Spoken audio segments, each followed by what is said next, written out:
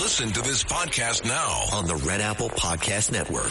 The Idea Gen Global Podcast with George Sifakis. I'm George Sifakis. In a world overflowing with noise, there is one forum where the world's smartest voices connect, where visionaries sit at the same table as innovators, and great minds don't just talk, they act. Download all of Red Apple Media's podcasts right now through your favorite podcast platform. REI Co-op presents a perfect outdoor moment with the perfect gift. Picture this. You're ripping with your favorite person. Bluebird skies, blower powder, and frankly, you're skiing like legends. So sick. Another lap? Thanks to REI's curation, from lid to sticks, you nailed the gift. No way. How'd you know? Does it get more perfect than that? Give without guessing. Shop in store or visit REI.com. This is Another Side of Midnight with TJ McCormack. Now to the Bernard McGurk studios of 77 WABC. Here's TJ McCormack.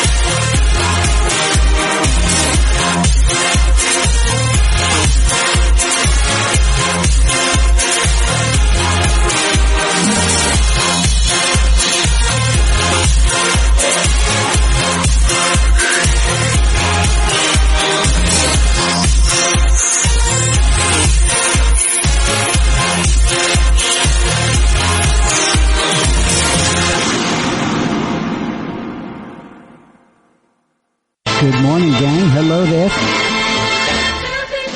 Early morning, family. This is Another Side of Midnight, and me, TJ, and all of you around the United States of America and around the world on the Red Apple Audio Networks and WABCRadio.com. I hope you're all well and happy. Merry Christmas to one and all. And I hope you guys are fantastic. Picture, if you will, by the way. Picture, if you will. I'm going to turn my volume up here. Just getting coordinated, gang. Because I am picture, like I said, picture, if you will. I'm big into theater of the mind.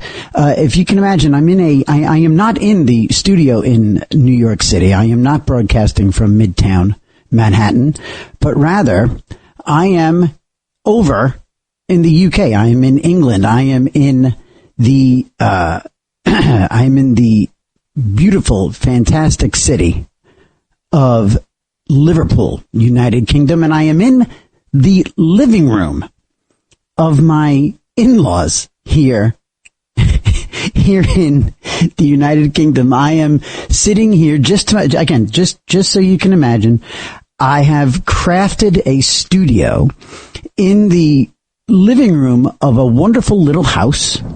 Everything here in the UK is just a bit smaller. Just, sinks are just a little smaller. Bathrooms are just a little smaller. Living rooms and front rooms, just a little bit smaller. And to my left is a fireplace that looks like a coal burning fireplace, but it's not. And directly in front of me, big old TV screen with the BBC breakfast program. Images of cricket playing before my eyes. Oh, and now Jeffrey Epstein. And so I'll get to where I am and what we're doing and what we're going to talk about in just a moment. But in the meantime, we have still on the line, after spending some time with Dr. Sky in the previous program, and my best wishes to Dr. Sky and everybody back home. We have remaining with us Santa Claus. So I'm going to ask Santa to join me now here on the line on Another Side of Midnight. Good morning, Santa. Hey, TJ, good morning. A little after 7 a.m. there in Liverpool, huh? I can't hear Santa if he's there. Oh, I'm here. Do you have me? Are you there? Oh, I cannot hear Santa. I am here. All I can hear is the fellas in the booth. Boots guys, you got me? Tony.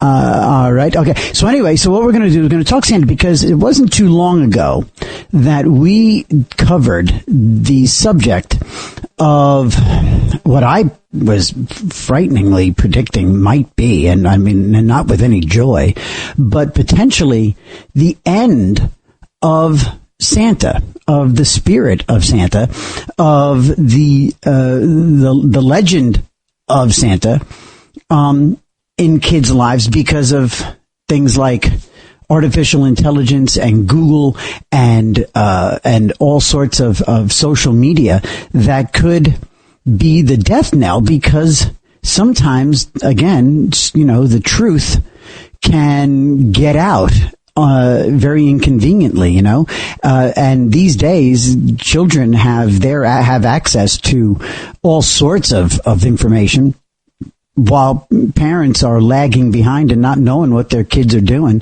And this is sometimes happening in school. And so normally, kids would be, at some point in their lives asking mom and dad about what's going on with Santa. And mom and dad would more often than not say, well, now of course Santa is real, and well, of course now Santa is a real thing, and you go to bed earlier, and he'll be here, and you be on the good list, and knows when you've been sleeping, knows when you're awake, and all that. And when the child goes to mom and dad, they keep the legend alive. They keep the spirit of it going. If a child asks artificial intelligence, if a child asks Google, and the AI spills the beans, well, then what the heck happened? So I want to ask Santa about how he plans to stay tangible and stay relevant in this age of way too much information for kids. 1-800-848-9222. By the way, that's the phone number, 1-800-848-9222. And again, we're broadcasting here live from the UK. And again, it's still pitch black. We're just at a slightly northern position on the globe so that it stays dark a lot longer and gets dark a lot quicker here. It's really kind of odd in that sense. So that's, again, I just want to keep painting a picture for you guys exactly what's cooking. So here in this living room, I have basically built a remote studio out of what amounts to kind of an ironing board with like a tablecloth over it, and on that some kind of an ironing board with a tablecloth, I've got all of the remote equipment set up, including this microphone. Again, to my left is a fireplace all done up for Christmas. Directly in front of me, BBC breakfast programming, and out there it is a rainy, surprise, surprise, a rainy morning here in Liverpool in the United Kingdom. As I think over in Ireland, they would call this a soft day. 'Tis a soft day here in the great UK with a light rain coming down. And here we are, me talking to you, 1-800-848-9222, 1-800-848-9222, talking about all things Christmas. I want to keep this show as light as possible. I want to keep this show as fun as possible. We're definitely going to hit some news. We're definitely going to talk about some things going on in the world that are not particularly wonderful and happy and funny, but we're just going to sort of keep in pace with what's going on in the world. And by the way, to all those celebrating, I hope your Hanukkah has been fantastic. I believe we just closed up Hanukkah last night. I believe Saturday was the 8th day of Hanukkah. So my best to all of my Jewish friends, my Jewish sisters and brothers who celebrated, as we now officially roll into Christmas. And there is, Lord knows, plenty going on in the world.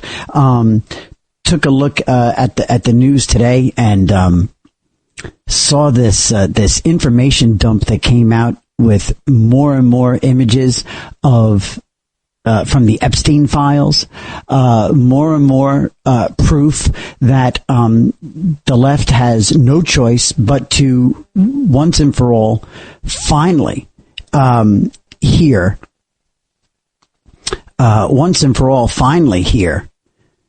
or rather, I'm sorry, see that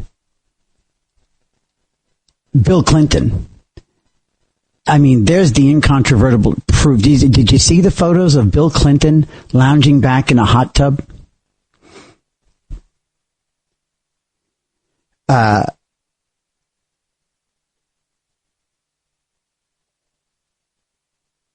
Sorry, just communicating with New York City right there. But these images coming out of the Epstein files that were on the DOJ website and then suddenly disappeared. Truly damning stuff.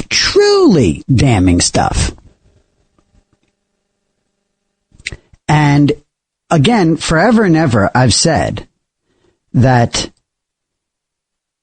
the Democrat Party claims to be the party of women, claims to be the party of progressives, claims to be the party of liberation for women and women's rights and all of that. And unless and until the Democrat Party decides that Bill Clinton has no more room on their stage, that Bill Clinton must depart for all the obvious reasons. I mean, forever and ever and ever, they have kept around a man as a sage, wise, patrician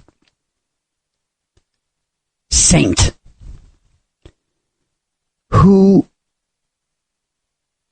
had relations with a younger woman while he was the most powerful man in the world, an employee in the White House, in the Oval Office. And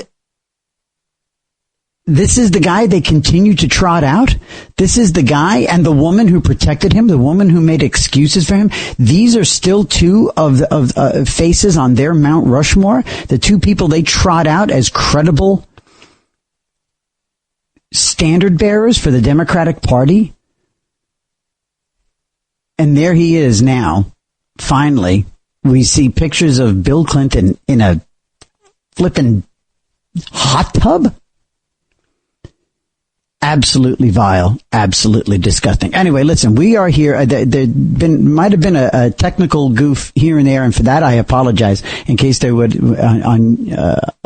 in your radios, had there been a moment or two, we're just sort of getting our feet under us as we broadcast live from the United Kingdom. This is Another Side of Midnight. We're going to take our first break. It's coming up on 19 minutes past the hour. We're going to take our break, and when we come back, hopefully we'll have a conversation with Santa. If not, your calls are always welcome at 1-800-848-9222, 1-800-848-9222, and we shall return. All night long, this is Another Side of Midnight with TJ McCormack. 77 WABC.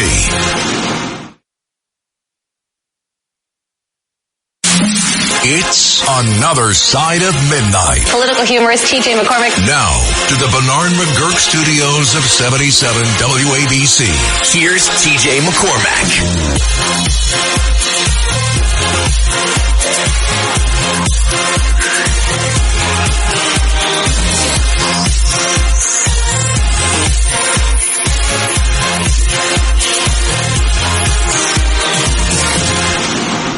Coming to you from the land of the Beatles, coming to you from Liverpool in the United Kingdom. This is TJ McCormack. It's Another Side of Midnight with TJ on the Red Apple Audio Networks. 1-800-848-9222, 1-800-848-9222. Good morning, family. And so I'm here in Liverpool, and it is they do Christmas.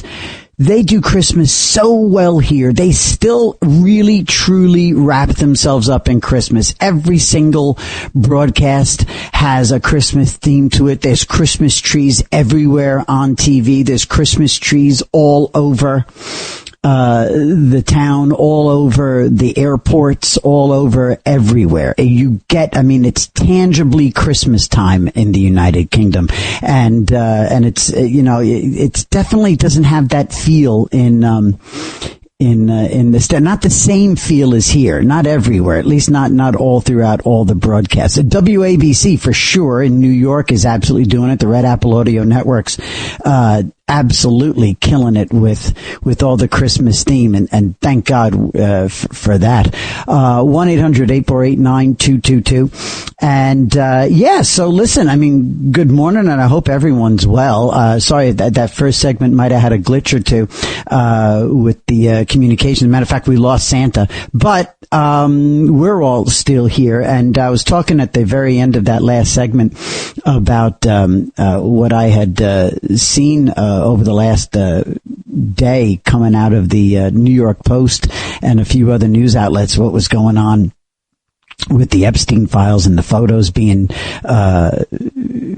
distributed and subsequently erased from the DOJ website, images of Bill Clinton. More new images of Bill Clinton and Prince Andrew, and here I am in the UK, and Prince Andrew with young women, and anything Trump related was simply recycled images of him and Melania. Isn't that interesting? Pictures of Trump, a lot of them have his wife by his side along with Epstein and the creeps. But there's Bill Clinton in a hot tub. It just, this is it. I would love to see the Democrats once and for all finally show some credibility, finally have the wherewithal to once and for all just say, we got to be done with Bill Clinton. The royal family has pretty much all but completely excommunicated Prince Andrew based on his connections. And with Prince Andrew, up till now, there's been a photo, a picture, a image of him. And look, a image of an old man with the young girl who's been human trafficked is one too many, and that's it. And he should be excommunicated. But Bill Clinton and Hillary Clinton, his apologist, his enabler, his pimp, one could possibly say that Hillary has been Bill's Ghislaine Maxwell for all these years. Anyway, it's just time now. Here's the royal family excommunicating, cutting off ties with Prince Andrew. He's not even Prince Andrew anymore. Now he's Andrew Windsor Mountbatten. He's not even the prince anymore. Which I didn't even think was possible. I didn't think you could remove the title that was bestowed by virtue of his birth. But Andrew is no longer royal. But Bill and Hillary, they're still Democrat royalty. When will the Democrat Party finally, once and for all, turn away from Bill and Hillary Clinton? When? And that's the thing. That is the thing that has always just murdered me about the Democratic Party. Republicans, they have no problem over the years, no problem turning away. In fact, very often they've turned away and excommunicated their own simply after a little bit of disquiet from Democrats. How many times have we placated the Democrats by turning our own backs and vilifying those in our own party? How many times have the Democrats dictated to Republicans what to do? Spineless, weak-willed Republicans, yellow-belly Republicans just caving to the pressures from Democrats. And here's Teddy Kennedy, and not only do they survive, they become legendary. They are Robert Byrd, as Sean Hannity and always called him, Robert KKK Byrd. Robert Byrd, he became the conscience of the Senate. The conscience of the Senate, the former KKK Grand Wizard. Democrats never met a vile pig they didn't love. Teddy Kennedy became the lion of the Senate. The lion of the Senate. The man fighting for all the good. Teddy Kennedy, who killed a woman driving drunk. Who helped his nephews to sexually harass young girls on drunken, crazy nights in Palm Beach. The lion of the Senate. And here's Bill and Hillary Clinton. There's Andrew Cuomo. Although he has been sort of quietly set out to pasture because he treated so many people so lousy on the way up that those chickens finally came home to roost on the way down. But Bill Clinton, now photos of him in a hot tub. Exactly how embarrassed, exactly how compromised does Bill Clinton have to be before the Democrats once and for all finally disown this guy? 1-800-848-9222, 1-800-848-9222. And, so just wondering, what's it going to take? That nasty, nasty, nasty slime ball. What's it going to take? So, that out of the way, it is Christmas. And I'm just wondering, it would be great to hear from you. And let's talk a little bit about Christmas. Let's talk about what's coming up for any and all of you. as we get ready. We got here to the United Kingdom. We landed late, or rather very early Saturday morning, while this show was in repeat, or some such. So we got here, had a decent flight. I tell you what, man, if you're somebody like me I'm not a germaphobe, but I'm definitely, kind of hyper aware when I get into those sealed tubes. We get on the plane, and as we're actually on the jetway, the little, the ramp into the plane, we hear this cough, this kennel cough, this guttural, nasty, phlegmy, and it's a little kid. And oh my God, we heard this cough, and right away I'm just thinking, this is it. We're getting on the tube of death.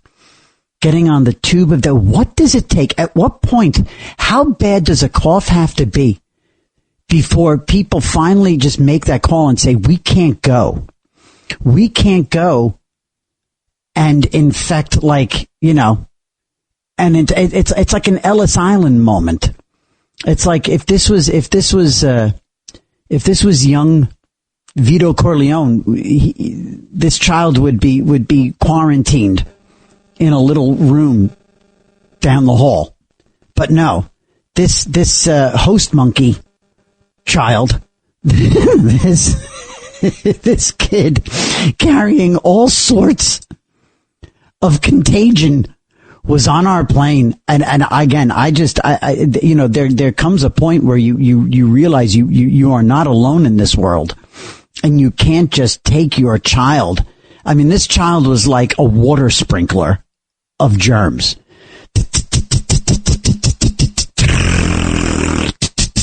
The cough was like the most disconcerting cough. And so then, so this was like, this flight was uneventful, but for some reason, I never relaxed. I never, ever, ever actually relaxed, because there was one thing after another. It went quickly, thank God. But again, my entire goal is not just to get where I'm going and get there quickly. These days, I just don't want to get sick. I don't want to get ill. You know what I mean? When there's stomach bugs going around, and if I'm not in the comfort of my own home to be sick, if I'm somewhere else, I don't want to get sick when I'm on the road, especially when I'm out of the country. So sitting there on the plane, we finally, by the way, the cough kid, that was only on the jetway. Blessedly, by the grace of God, the cough child suddenly, I don't know, I guess maybe mom might have been, I don't know where the child went or what happened to the cough, but it definitely subsided. We did not hear the cough throughout the flight. And again, it was a kennel cough. It was like that, nasty. Anyway, so sitting directly in front of us on this flight, directly in front of us, was a family with 3 little Aryan youth, 3 little identical blonde children. Beautiful little boys, somewhat rambunctious, but they also chilled. I mean, what I thought was going to be a slightly rambunctious bunch turned out to actually be quite docile. And when I say Aryan youth, I mean they had little crew cuts, little blonde. They were absolutely like the blondest little blonde. Like just their bloodline was pure. Anyway, while we're in this in the taxi mode, I went right to my Christmas movies, by the way. I absolutely immersed myself. And we'll talk about that, by the way. I do want to know that from all y'all. 1-800-848-9222. While it's typical Christmas talk radio fodder, or mutter, I do want to know, what is, in your estimation, the quintessential, if not the best, the quintessential Christmas movie? What Christmas movie defines it for you? In other words, until you see this film every year, it's not Christmas. I know at Thanksgiving we were talking, and it was March of the Wooden Soldiers. Remember we were talking about that? And Goosebumps every time. Goosebumps every time. But I'm wondering, what is your drop dead? If you don't see this film, it's not Christmas yet. And also, maybe, what is your guilty pleasure Christmas movie? What is your Christmas movie that most people roll their eyes, but you quietly, when you're home alone, oh, no pun intended, when you're home alone, you got the TV to yourself, and you go ahead and either you order it, you rent it, you got it on DVD. Does anybody still have DVD? And you play this film, and you quietly say, it's Christmas. For me, I'll tell you mine. Well, I'll tell you mine in a few minutes, but I want 1-800-848-9222. 1-800-848-9222. What is your quintessential, gotta have it in order for it to be Christmas movie? And if it's a separate answer too, what is your guilty pleasure Christmas movie? What do you watch that other people say? And also, while we're at it, because this was one of the films I watched on the flight, is Die Hard a Christmas film? This has become a debate on social media. This is a debate at Thanksgiving tables. We never really quite brought it up here, and I'm sure it's come up on other programs, but for our own edification on another side of midnight, is Die Hard a Christmas film?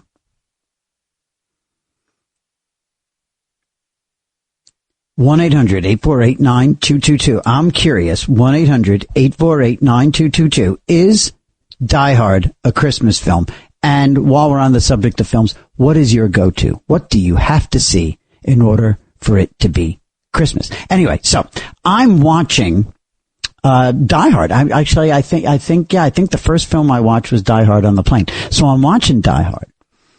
And we taxi forever. It took forever to taxi at JFK. And rolling out onto the runway, finally we take off.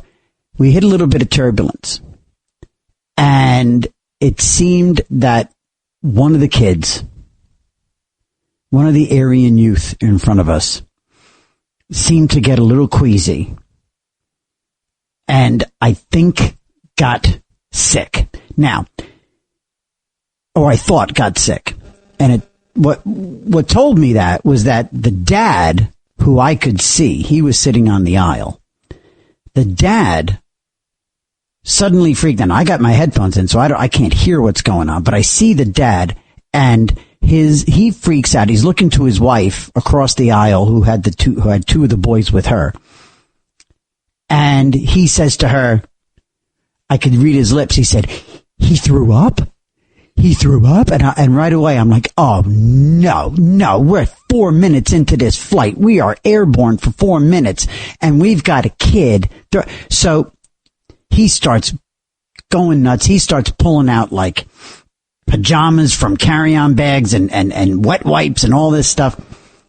And my concern is my daughter, who is one of those people who just, if she sees somebody get sick, she'll faint. She will pass out. It's one of her things. It's an odd trigger for her ever since she's a young girl. If she sees somebody get sick or is near a situation where somebody has a moment like that, she will get faint. She will have and anxiety. It's bad. And so I am immediately completely on edge. I don't know what to make of the world. This guy is panicking. His little Aryan youth across the aisle, his child, is apparently reacting with motion sickness to this turbulence on the plane. My daughter is sitting directly behind the kid who got sick, and the entire time, I'm just sitting there saying, we've got another 5 hours and 55 minutes. I just want to get to England with nobody passing out, with nobody, because in my mind, I go straight from, oh, the kid got a little queasy to, oh, we're going to have to make an emergency landing in Halifax.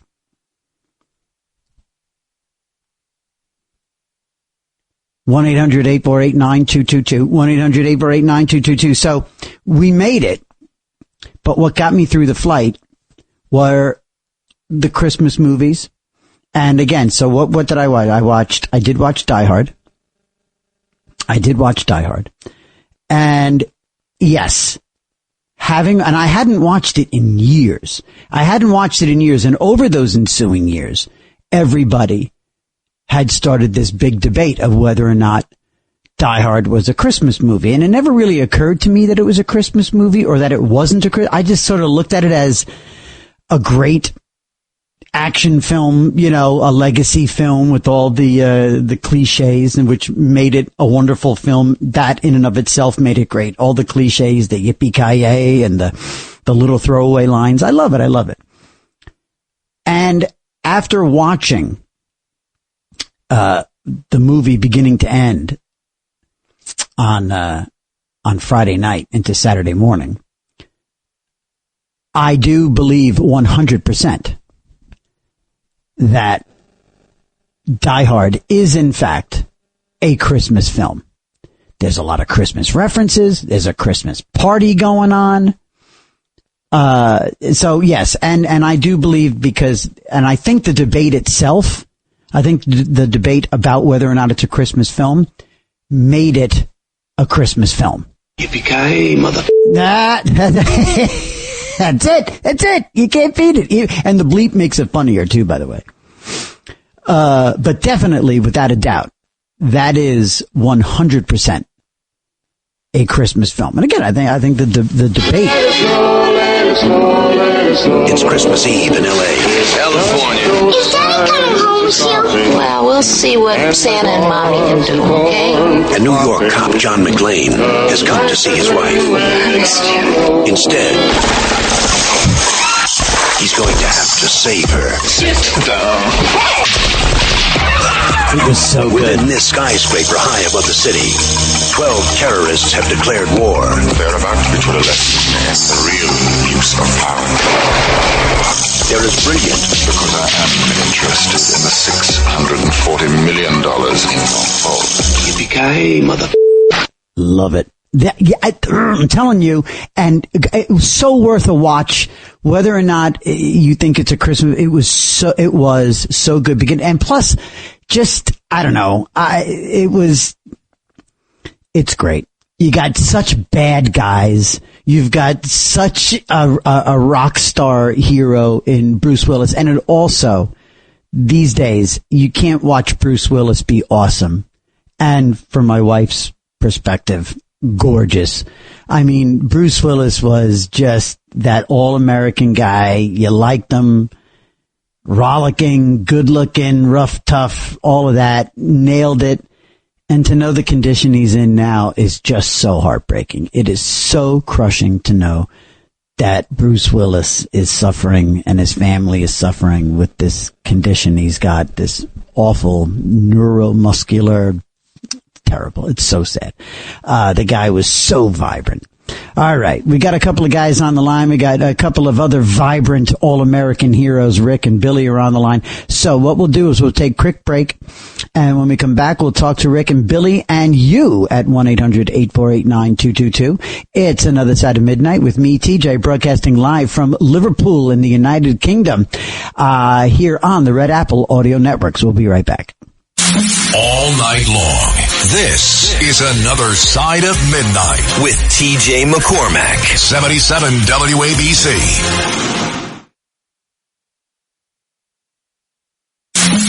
It's Another Side of Midnight. Political humorist TJ McCormack. Now, to the Bernard McGurk studios of 77 WABC. Here's TJ McCormack.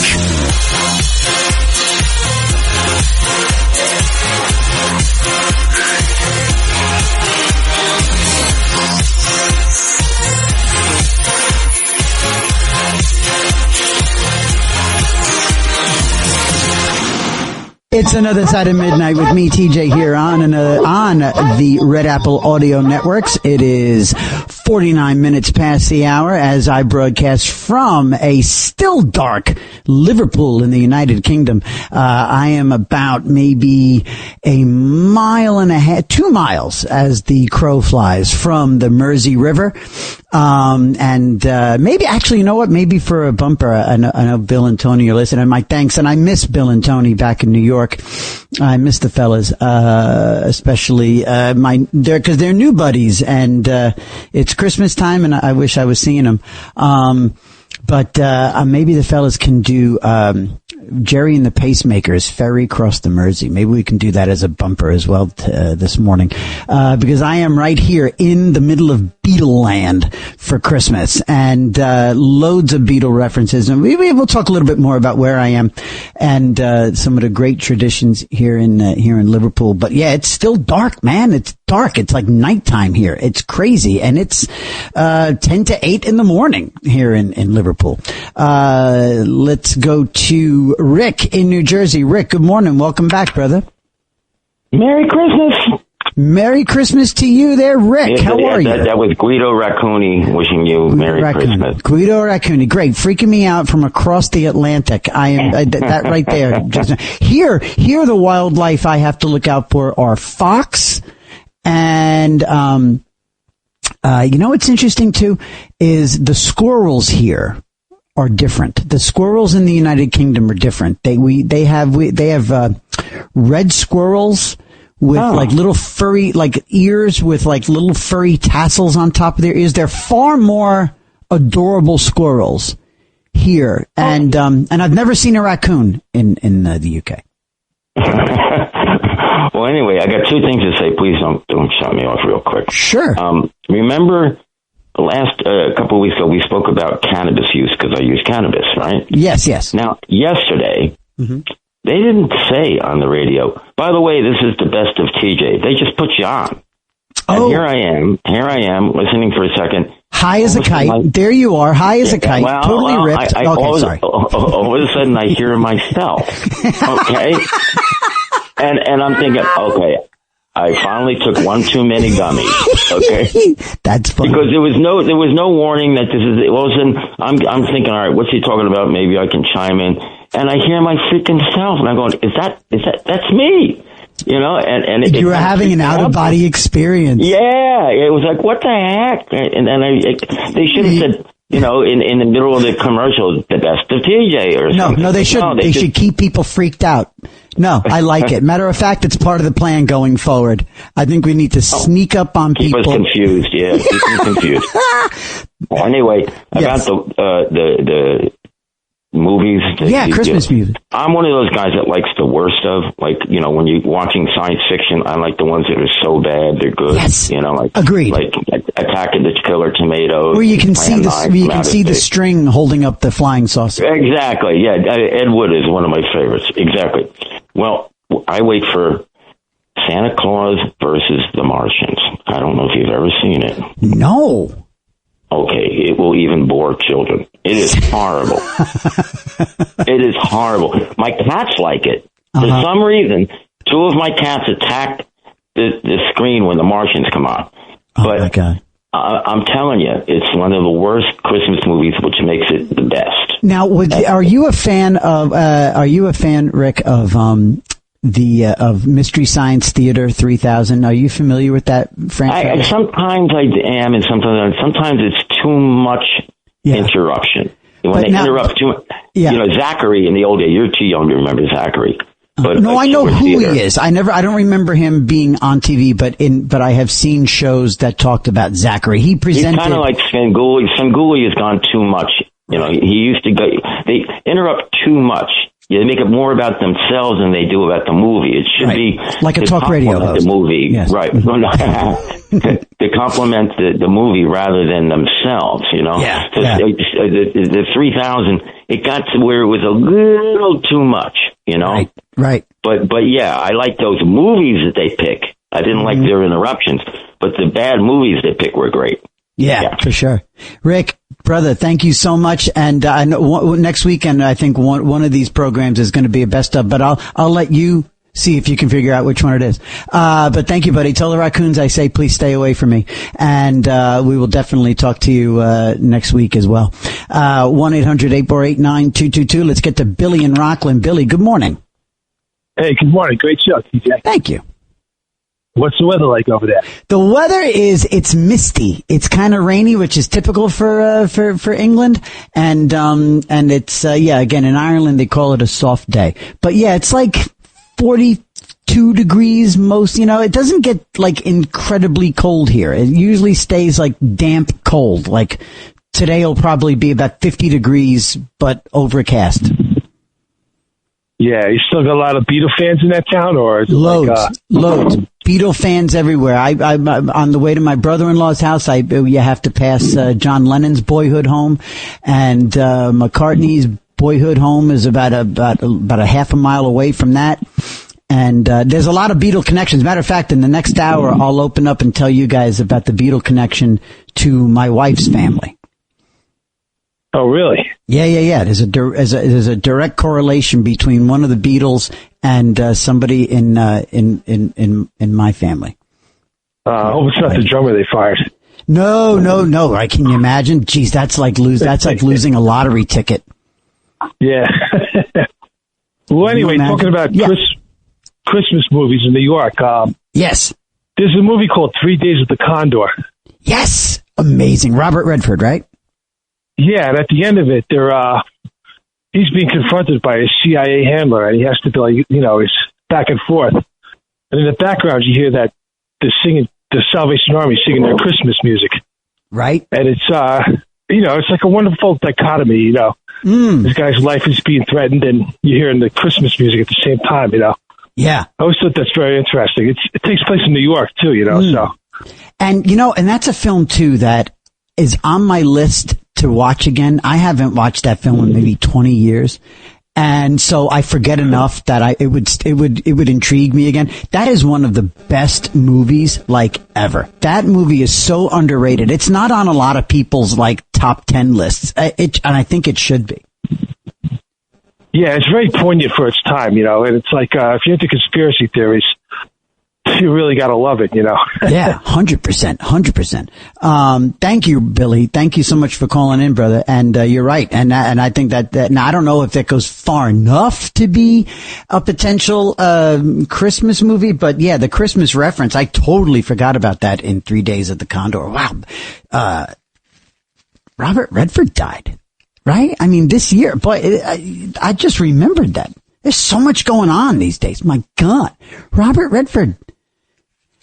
Yeah, by the way, next week, we're going to definitely make next week a classic New Year's weekend. We're going to definitely do your predictions and a look back at the year and all that stuff. So next week, just as we're trying to make this a typical traditional standard Christmas talk radio program headed into Christmas week, next week we'll definitely touch on some of the New Year's stuff, and for sure in the great tradition of Art Bell, who still, for my money, owns this genre, even years after his passing. in the great tradition of Art Bell for overnight radio, late night, early morning radio, we'll get all your guys' predictions for 2026. We'll see, and then we'll do a recap next year. And see who was right and who was wrong, who was close. 1-800-848-9222. 1-800-848-9222. We're talking Christmas this morning. In the next hour, I'm going to tell you guys, I'll tell you about the connection between the Beatles and my in-laws here. And I'm broadcasting from their living room, from an ironing board console. I've turned it into the remote studio for Another Side of Midnight. Here in a living room with a fire going and the sun slowly, very slowly rising over the Mersey River here in Merseyside, as they call it, in Liverpool, the United Kingdom. This is me, TJ, on Another Side of Midnight. We'll come back on the Red Apple Audio Networks, 1-800-848-9222. Be a part of this Christmas program. We'll be right back. It's Another Side of Midnight, 77 WABC.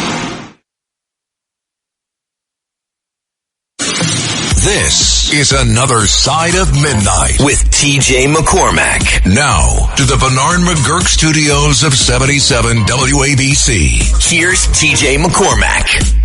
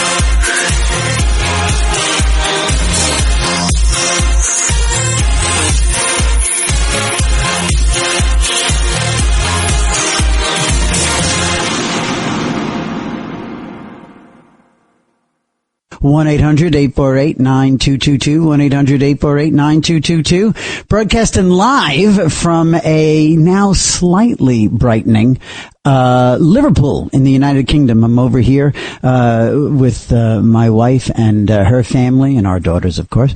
Now, we left the girls home for Christmas. We left them home alone in New York. But that's the second time I've said home alone on a Christmas show. 1-800-848-9222. And so I'm here in the United Kingdom celebrating the holidays with my very, very, very, very lovely family here, my wife's, my in-laws. I am a lucky dude. I married into a spectacular family of very good, kind people. And I am in their living room here, about probably 2 miles as the crow flies from the banks of the Mersey River. And this is still very much Beatle territory. This is Beatle town, and as it should be. I mean, it's great. It's a music town. It's a cultural city. Liverpool is so underrated. Matter of fact, it really should be on everybody's itinerary if when and if they get to come to the United Kingdom. You come to England, and sure, I mean, of course, you got to go to London. I mean, most people come here, go to London, and but it's a 2-hour. Not quite a bullet train, but it's a 2-hour high-speed train ride from London to Liverpool. And the train brings you directly smack into the center of Liverpool, which, like London, is a very walkable city. And you come out of Lime Street Station in Liverpool, and you are like just inundated with magnificent old stuff to look at. And, Liverpool has a major World War II tradition, just like London. I mean, outside of London, it was, if memory serves, not that I was alive back then, but if I understand correctly, Liverpool was the next most bombed city during the Blitz because of the shipbuilding and the trade that comes through Liverpool. But the shipbuilding and the troop movements through Liverpool were massive, and Liverpool found itself being decimated during the war. And anyway, there are countless things to see here in Liverpool, including a bombed out cathedral. I think they call it that. I think it's still called the bombed out cathedral, but it's a cathedral in the middle of Liverpool that they left up the ruins. They left it up as a monument, monument to World War II. And anyway, here in Liverpool, the Beatles clearly, obviously, they are still they're sainted here, as they should be. And the connection between my wife's family and the Beatles is unfortunately not a financial one.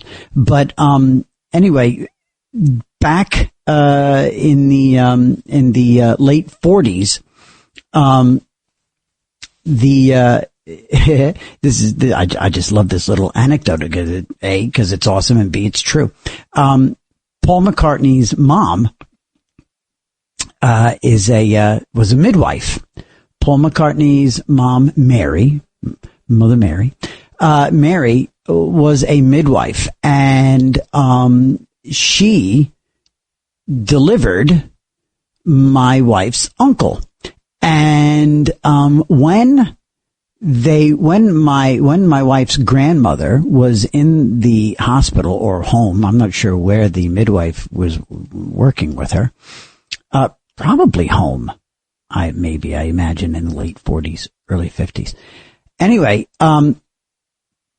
when she was working with this midwife and delivering her son, my father-in-law's brother, she couldn't decide on a name, and she asked her midwife, Mary, what she should name her son. She said, I'm kind of split between this one and that one.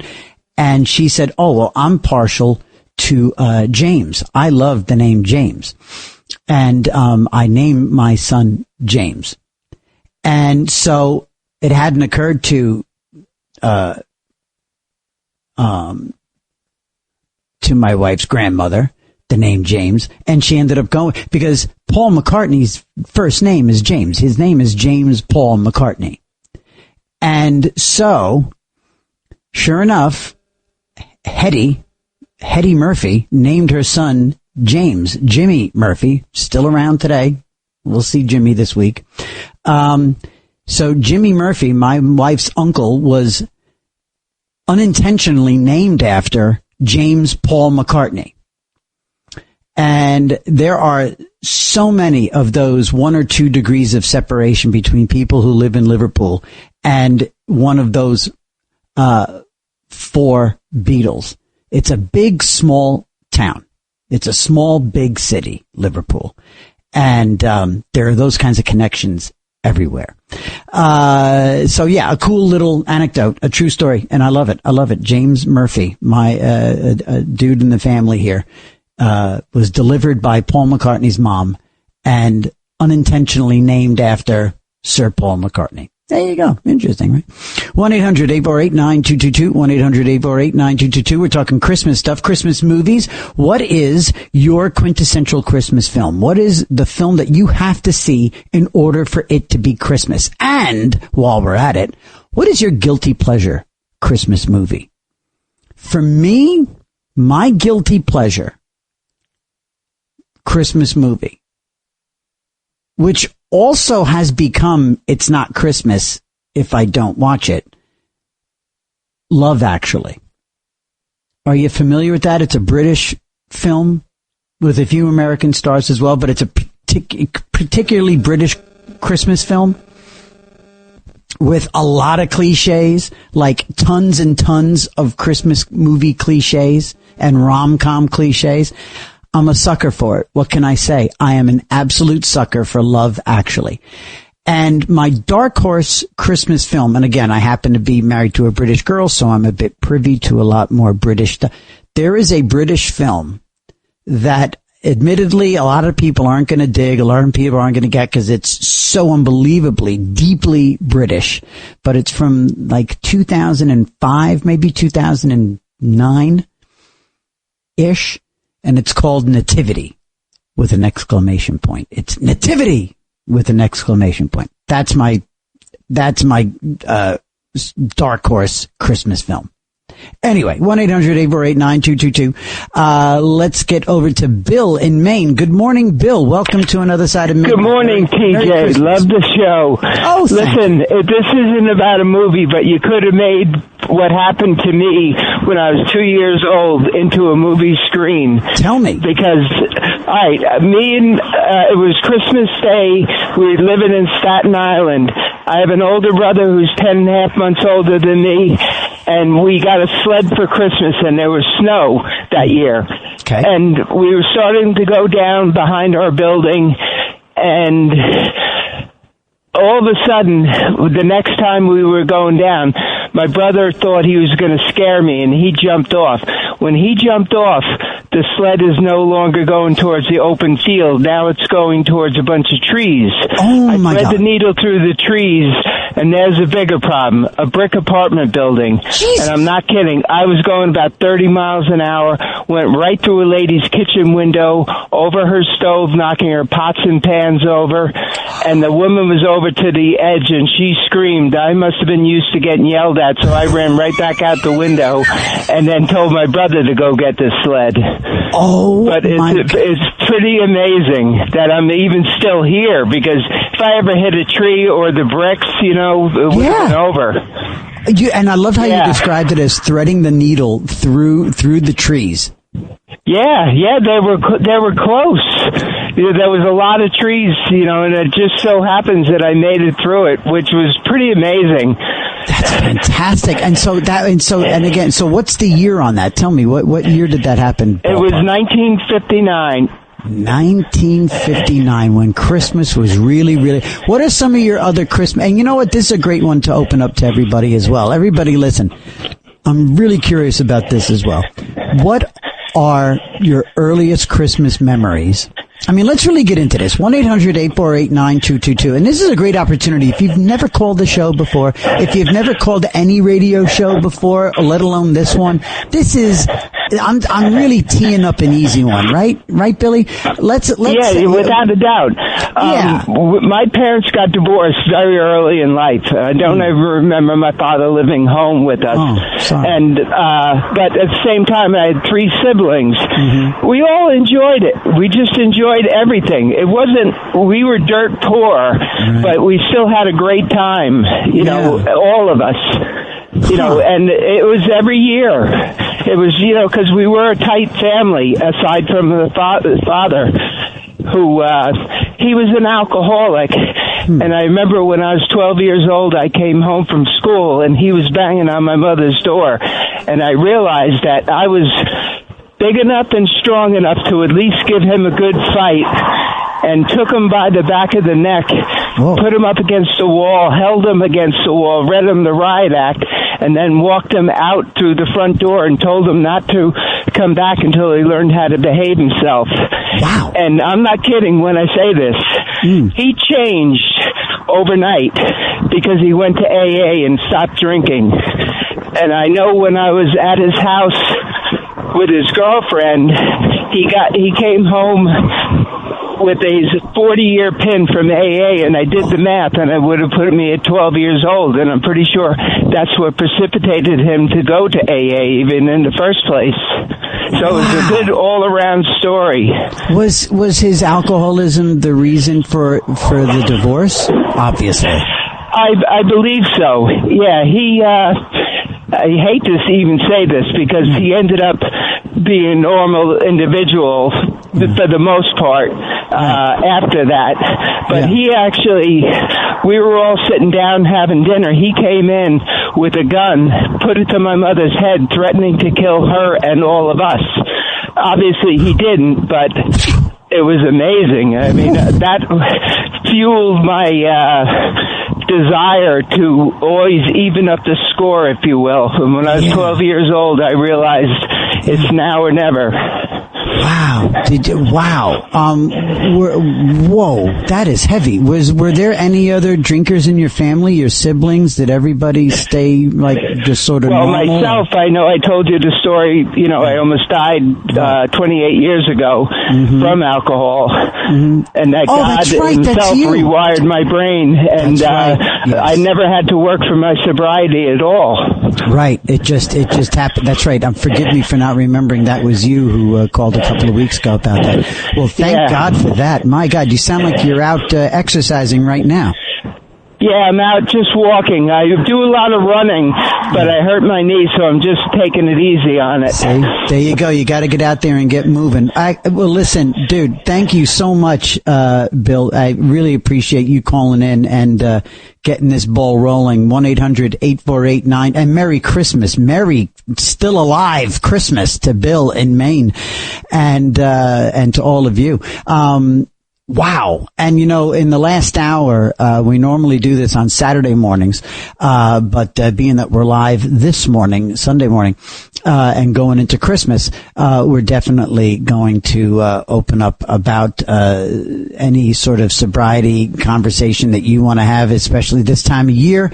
If you're feeling lonely, if you are, you know, people even who have become sober, sometimes they haven't gotten back into relationships. It can be a tough time of year for sober people. A lot of triggering things, anything from parties to, you know, good stuff like Christmas parties to sad stuff like missing family and relationships that you might have sort of done some damage in the drinking years. Or if you're currently still actively engaged in some sort of addictive behavior, give a call.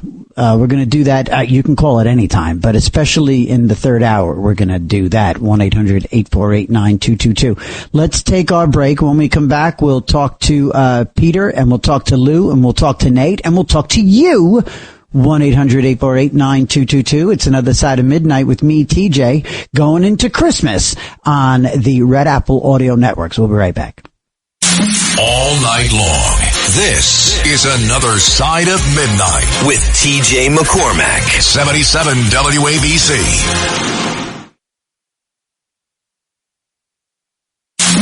It's Another Side of Midnight. Political humorist TJ McCormack. Now, to the Bernard McGurk studios of 77 WABC. Here's TJ McCormack.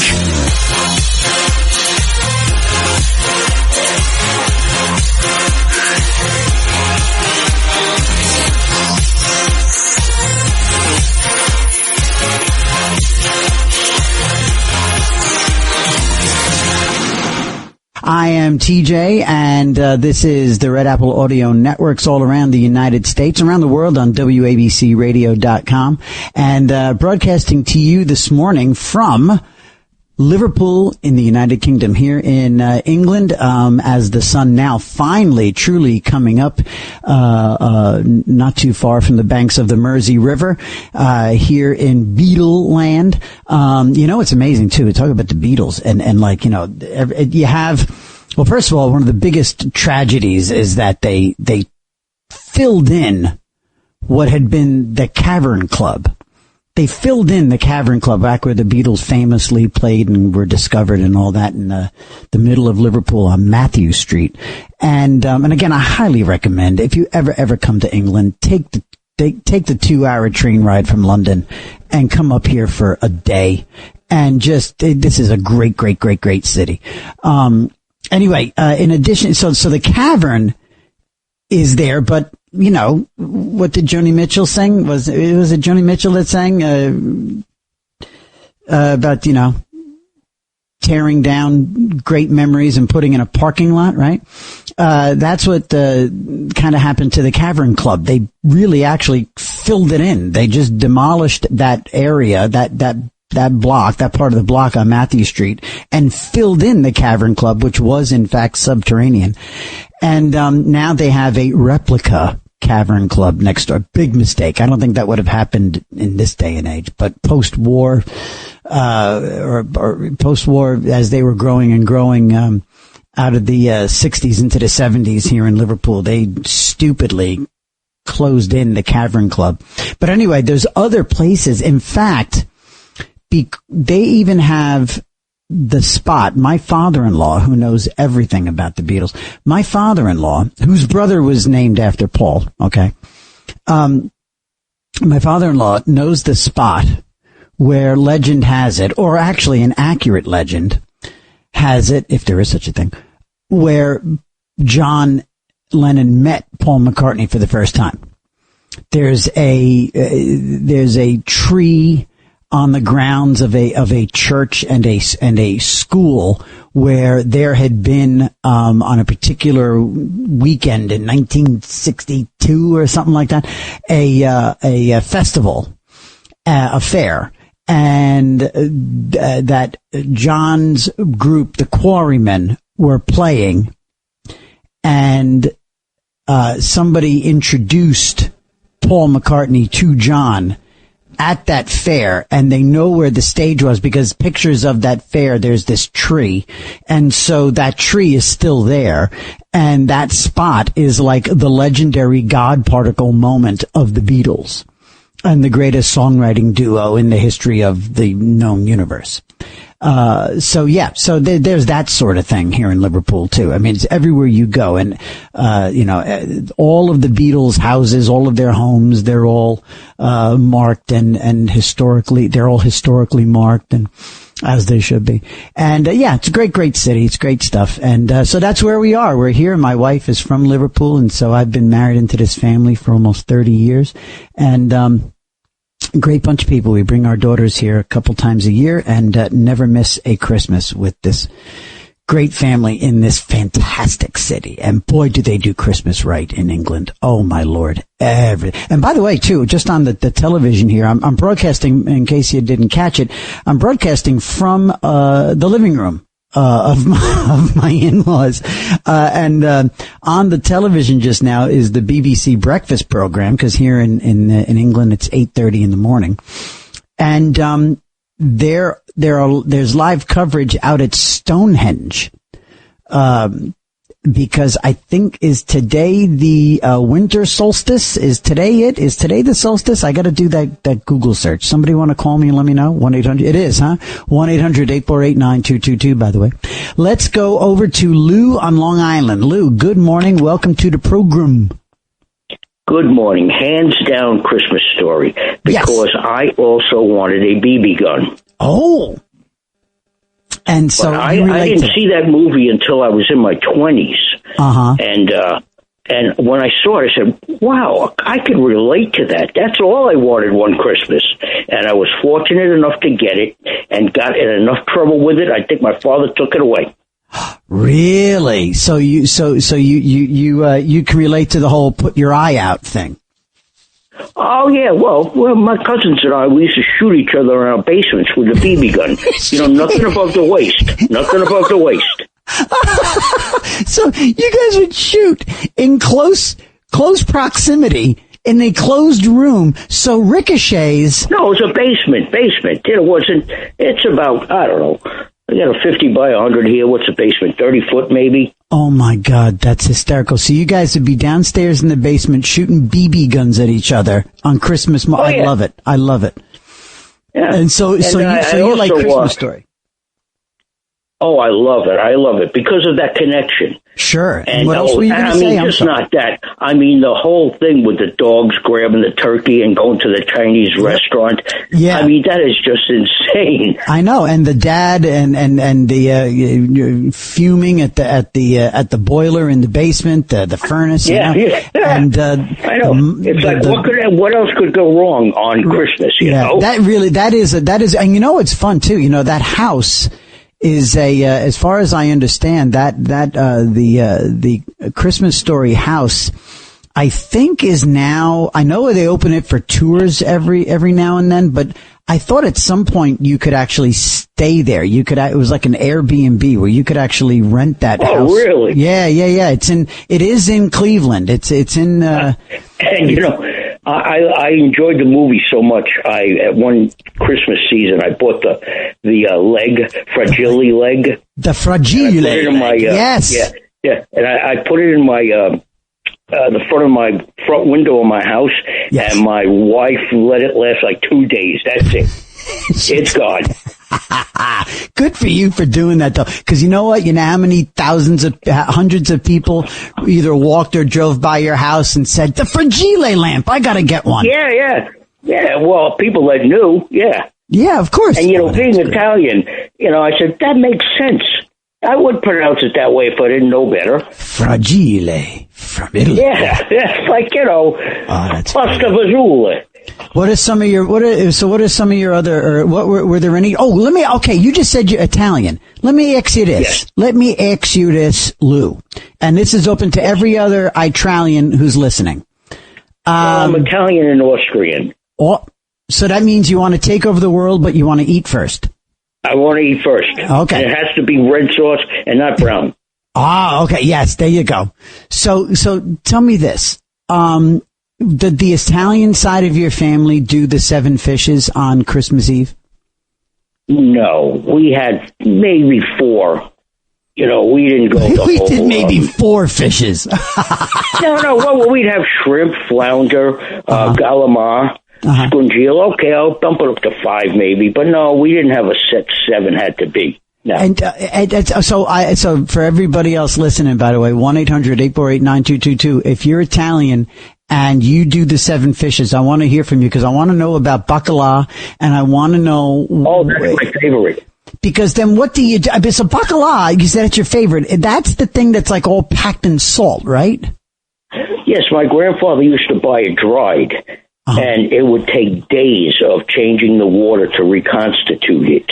Really? And he would just make it in a simple tomato sauce. I don't know. It was just meaty. It was like biting into a steak, Wow. Because it had been dried. And what kind of dried fish? And then reconstituted. Yes. What kind of fish? May I just add before? I know you have other callers. No, go ahead. Everything up. Please, Lou. My best Christmas gift ever. Oh, good. I think I was about 14.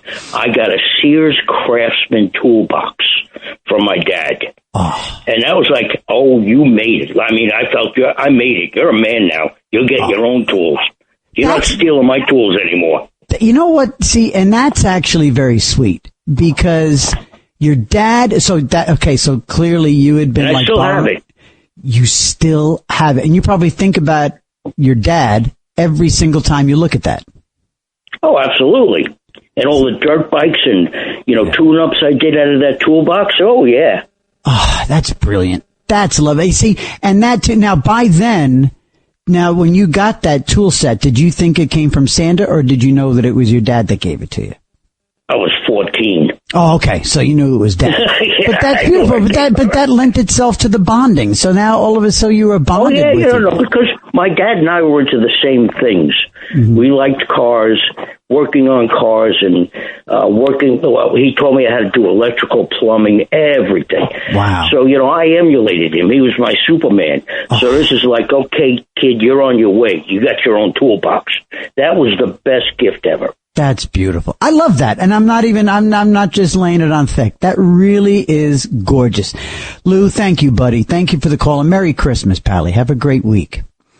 There goes Lou in Long Island. 1-800-848-9222. What was, and again, I'm throwing out typical fodder. Granted, I'm doing it, but you know what?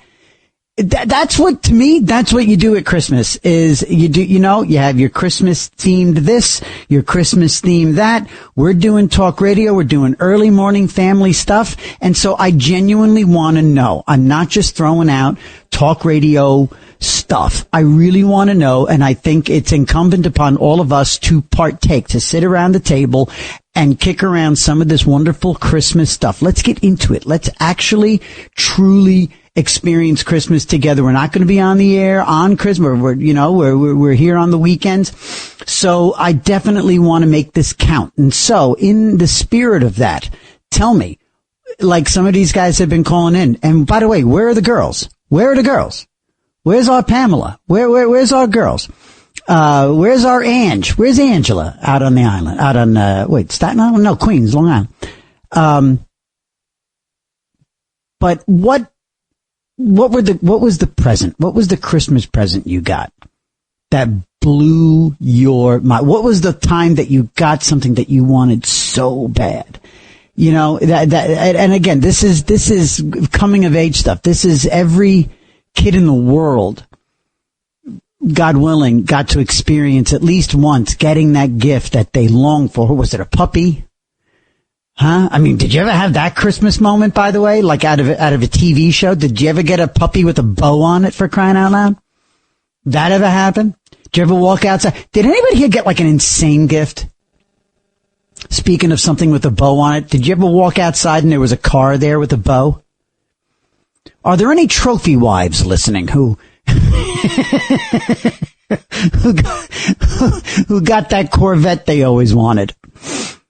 But no, seriously, for me, it was, the gift that I got that I wanted and wanted and wanted and begged for and was so good for and I wrote my Christmas list. I underlined it and I sent a follow-up letter to Santa and I sent several other reminder notes to Santa.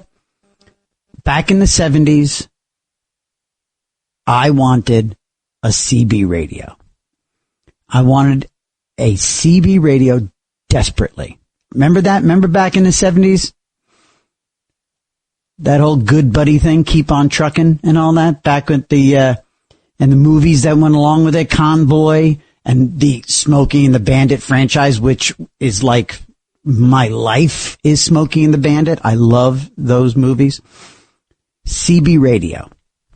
And I got a CB radio, and it was from Radio Shack. It was a Tandy, a Radio Shack CB radio, came with a mobile antenna that with a crazy strong magnet that would go on the roof of the car, and it was a 40 channel CB radio, and it was the absolute diamond gem of my life, let alone my Christmas history.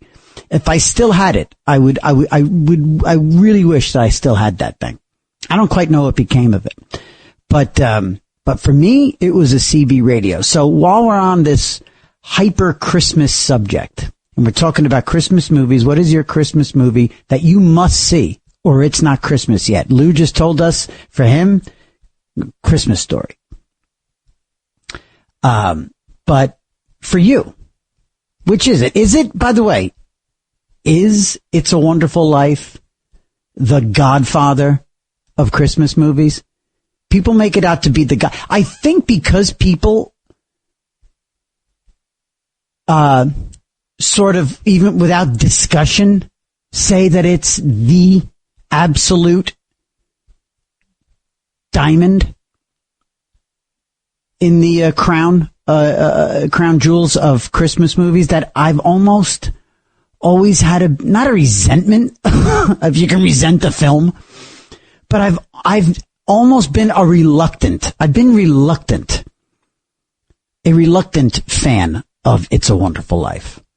Well, you gonna throw a rock?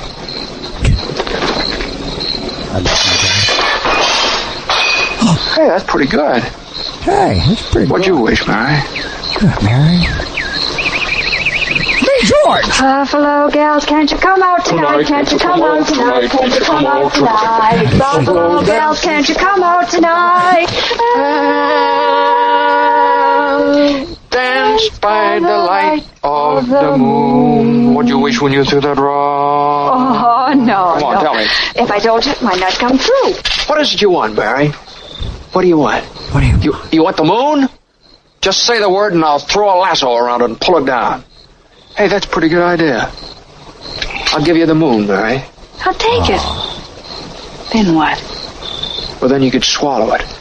And it'll all dissolve. Now that's just filthy. And the moonbeams would shoot out. I never caught that filthy moment in this film. The ends of your hair. Am I talking too much? Yes. Why don't you kiss her instead of talking her to death? How's Love that? it. Love Why it. don't you kiss her instead of talking her to death? Want me to kiss her, huh? Oh, youth is wasted on the wrong people. Great. It's a great damn film. That, I mean, it is. Again, I've been a reluctant fan to it. I've come around to that film in the last, honestly, it took me until like the last 5 years to really, really fully embrace It's a Wonderful Life. I mean, embrace it in the sense that I watch it in its entirety now. And I can only watch that at night. And I love to watch it as close to Christmas as possible. But not Christmas. And that's another thing too. All this Christmas stuff for me, once it's Christmas, that's it. I can't watch anything the day after. And here in England, where in Liverpool, in the United Kingdom, they have Boxing Day, and Boxing Day is massive. There's Pamela. Boxing Day is massive. It's the day after Christmas. It's the 26th, and it's a huge day here. And it's, my understanding is it comes from the days when there was, the well-to-do families had servants and, the upstairs, downstairs crew. And, they would, and I guess the royal family, and they would present gifts to their staff, their family staffs. And, that was Boxing Day. It was the day after Christmas. The day after Christmas was for the household staff. And that's Boxing Day. So anyway. Has nothing to do with pugilism, nothing to do with fighting. Yeah, in the last 5 years, I've embraced It's a Wonderful Life. And I think up until that came to pass, I was reluctant because everybody was just so reverential towards the film. Again, like it's the Godfather of Christmas films. So I'm wondering if anybody wants to argue that. And or at the same time, what is your quintessential Christmas film? We're throwing it all out there. This is all Christmas because this is the last time we're talking before Christmas. This is it. So let's get it all out there. Let's put it all on the table, gang. It's the early morning family here on another side of midnight. 1-800-848-9222 on the Red Apple Audio Networks. I'm TJ McCormick. When we come back, more of your calls. Nate, Pamela, Joaquin, and you. What's your favorite film? What's your guilty pleasure Christmas film? What is the Christmas gift that you wanted, that you got, that blew your mind? And to this day you go, oh my God. Lou got a BB gun. And actually his big gift was the tool set from his father. How sweet was that? Me, CB radio. What about you? 1-800-848-9222. It's Another Side of Midnight. We'll be right back. All night long. This is Another Side of Midnight with TJ McCormack. 77 WABC.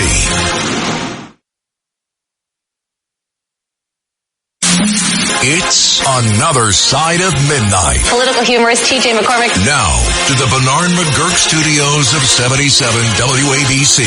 Here's TJ McCormack.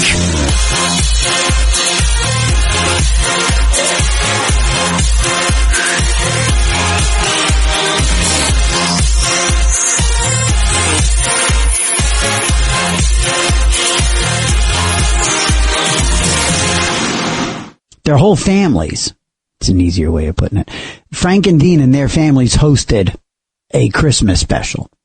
It was like Frank Jr., Dino Martin, and the girls, and it was phenomenal. But that's Marshmallow World. You just don't tell me the world was not better. I mean, yes, there are things that were, backwards back then in the 60s, but if you could cherry pick certain things from certain eras, that Rat Pack thing and those variety programs, that is something I would cherry pick and place into any era, any new enlightened era. Give me that stuff, and we've got the makings of a perfect society.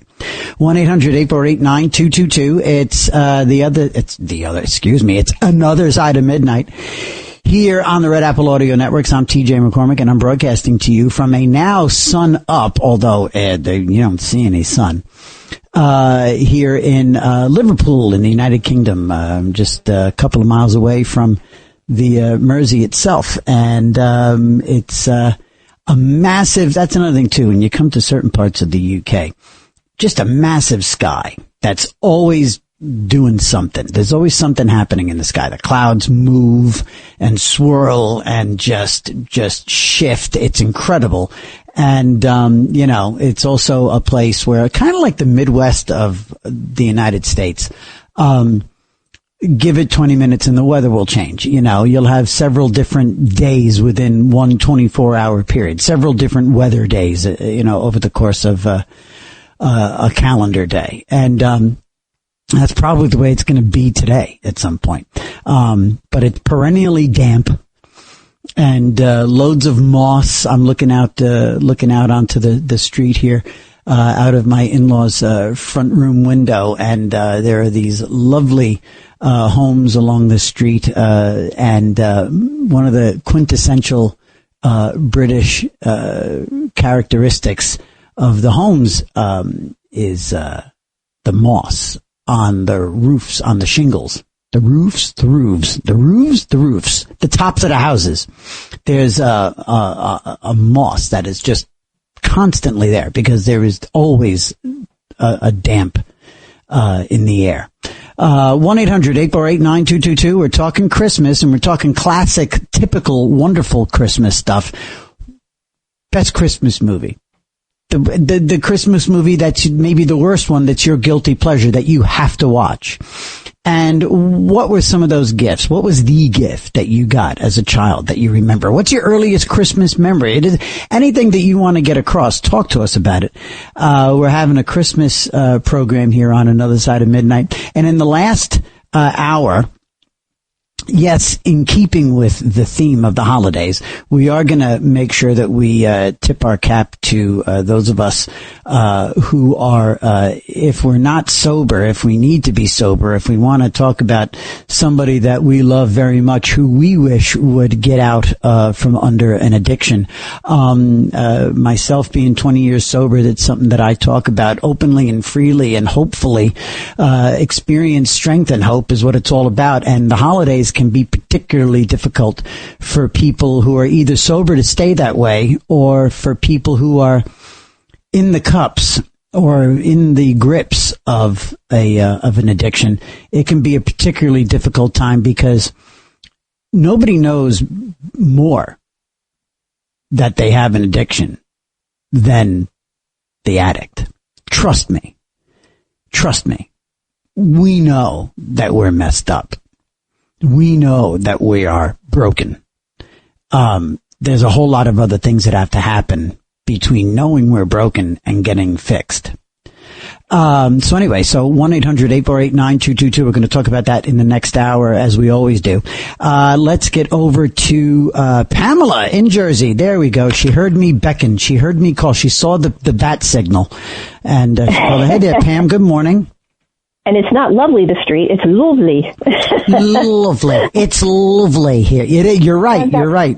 That's exactly. I've got relatives in Manchester, but I don't know them. So it'd be like Griswold's European vacation. I'd knock on their door and they'd say, "Who the heck are you?" Oh, so you have family in Manchester?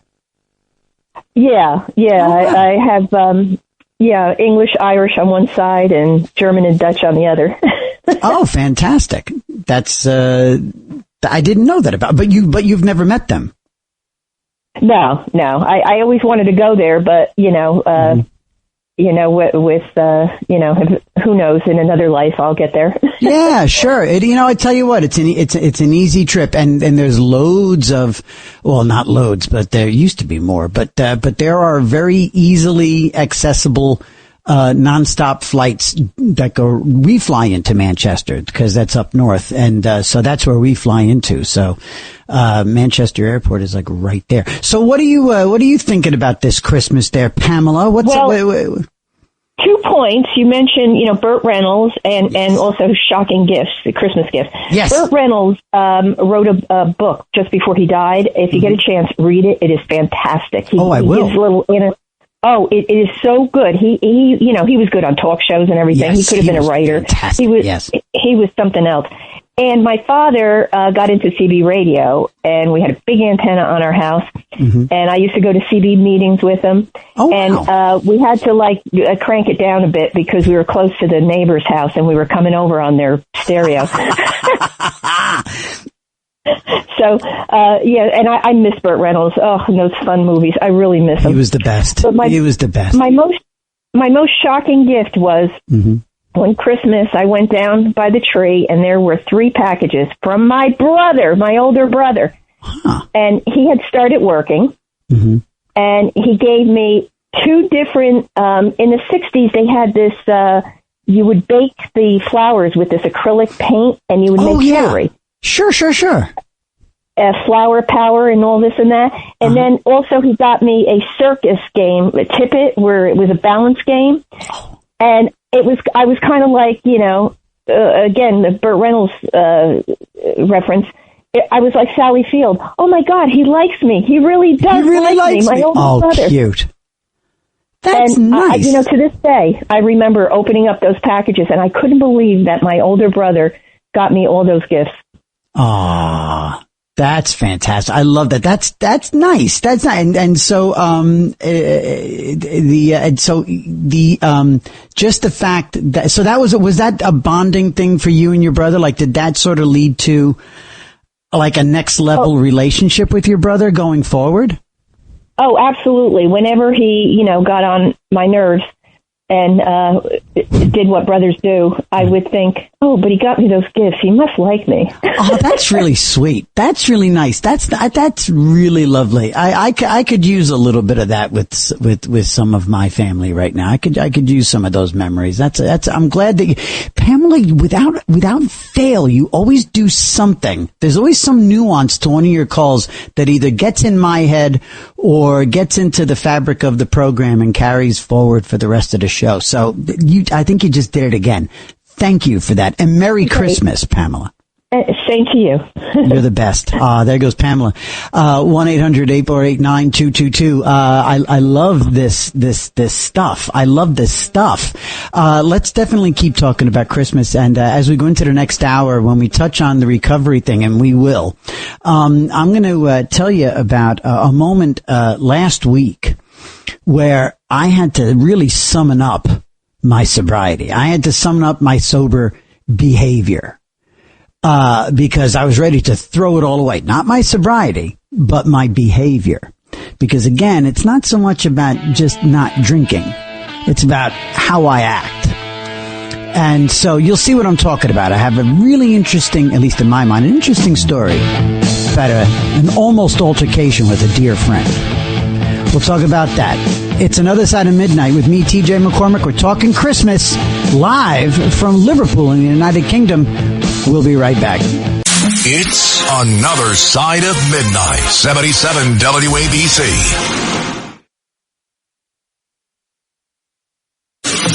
This is Another Side of Midnight with TJ McCormack. Now to the Bernard McGurk studios of 77 WABC. Here's TJ McCormack.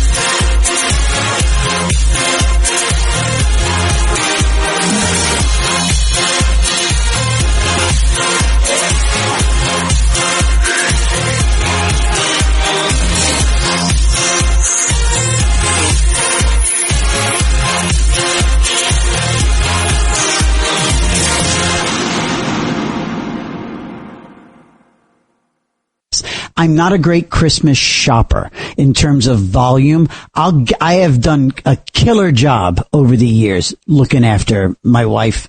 The girls, every once in a while, I've hit a good gift every now and then. I'm not the great Christmas.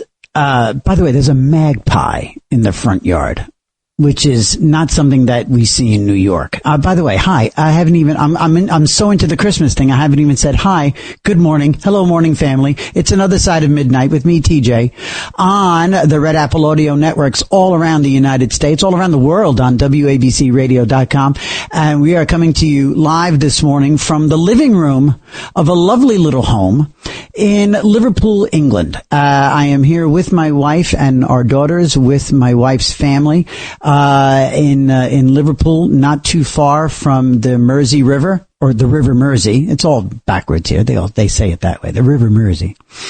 And, where the sun is now up. It took forever. It's dark forever here. And then it gets dark real quick.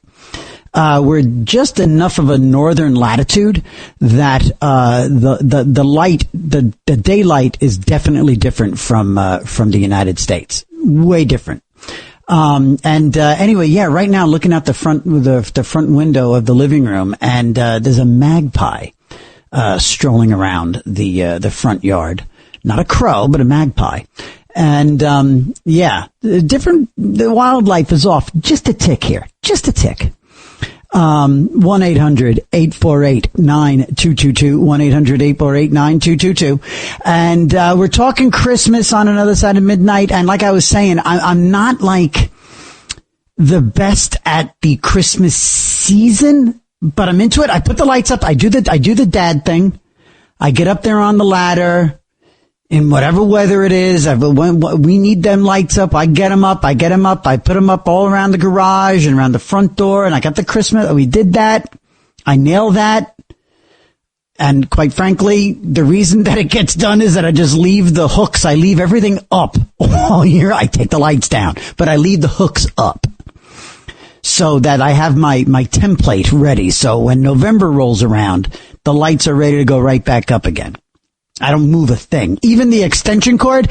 Okay, now is that because I'm a planner or because I'm lazy? It's because I'm lazy. So even the extension cord from the back of the house stays in place for the Christmas lights all year round. Some people call that planning. Some people call that terribly lazy. I'll cop to either. And good morning, by the way, to my radio mentor, John, who is listening. One of the all-time great sets of radio pipes, John Harper, a dear buddy of mine and a great radio dude. My absolute guiding light, my North Star is John Harper, and he's listening right now. And by the way, he is a massive, if not the biggest reason that I'm even here at 77 WABC. And I love him dearly, and he's the best. And John Harper is his name. And if you ever hear him talk, you go, "Oh my God, he speaks in stereo." This guy, best pipes in the land. Anyway, 1-800-848-9222. So yeah, but I'm into, and maybe this is the alcoholic in me, which is all of me, but maybe because it's somewhat saccharine or manufactured, but I'm really into the hopeful, the cheesy part.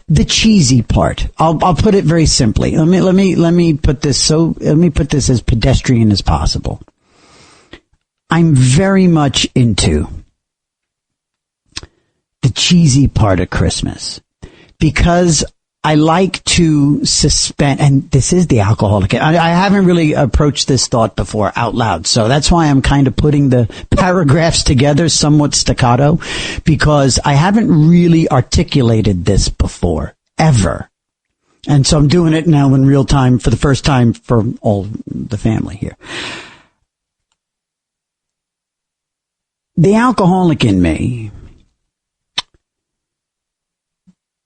gets uncomfortable with life on life's terms, which is why accepting life on life's terms is arguably the building block. It's the foundation for sobriety, at least for my sobriety, from my experience.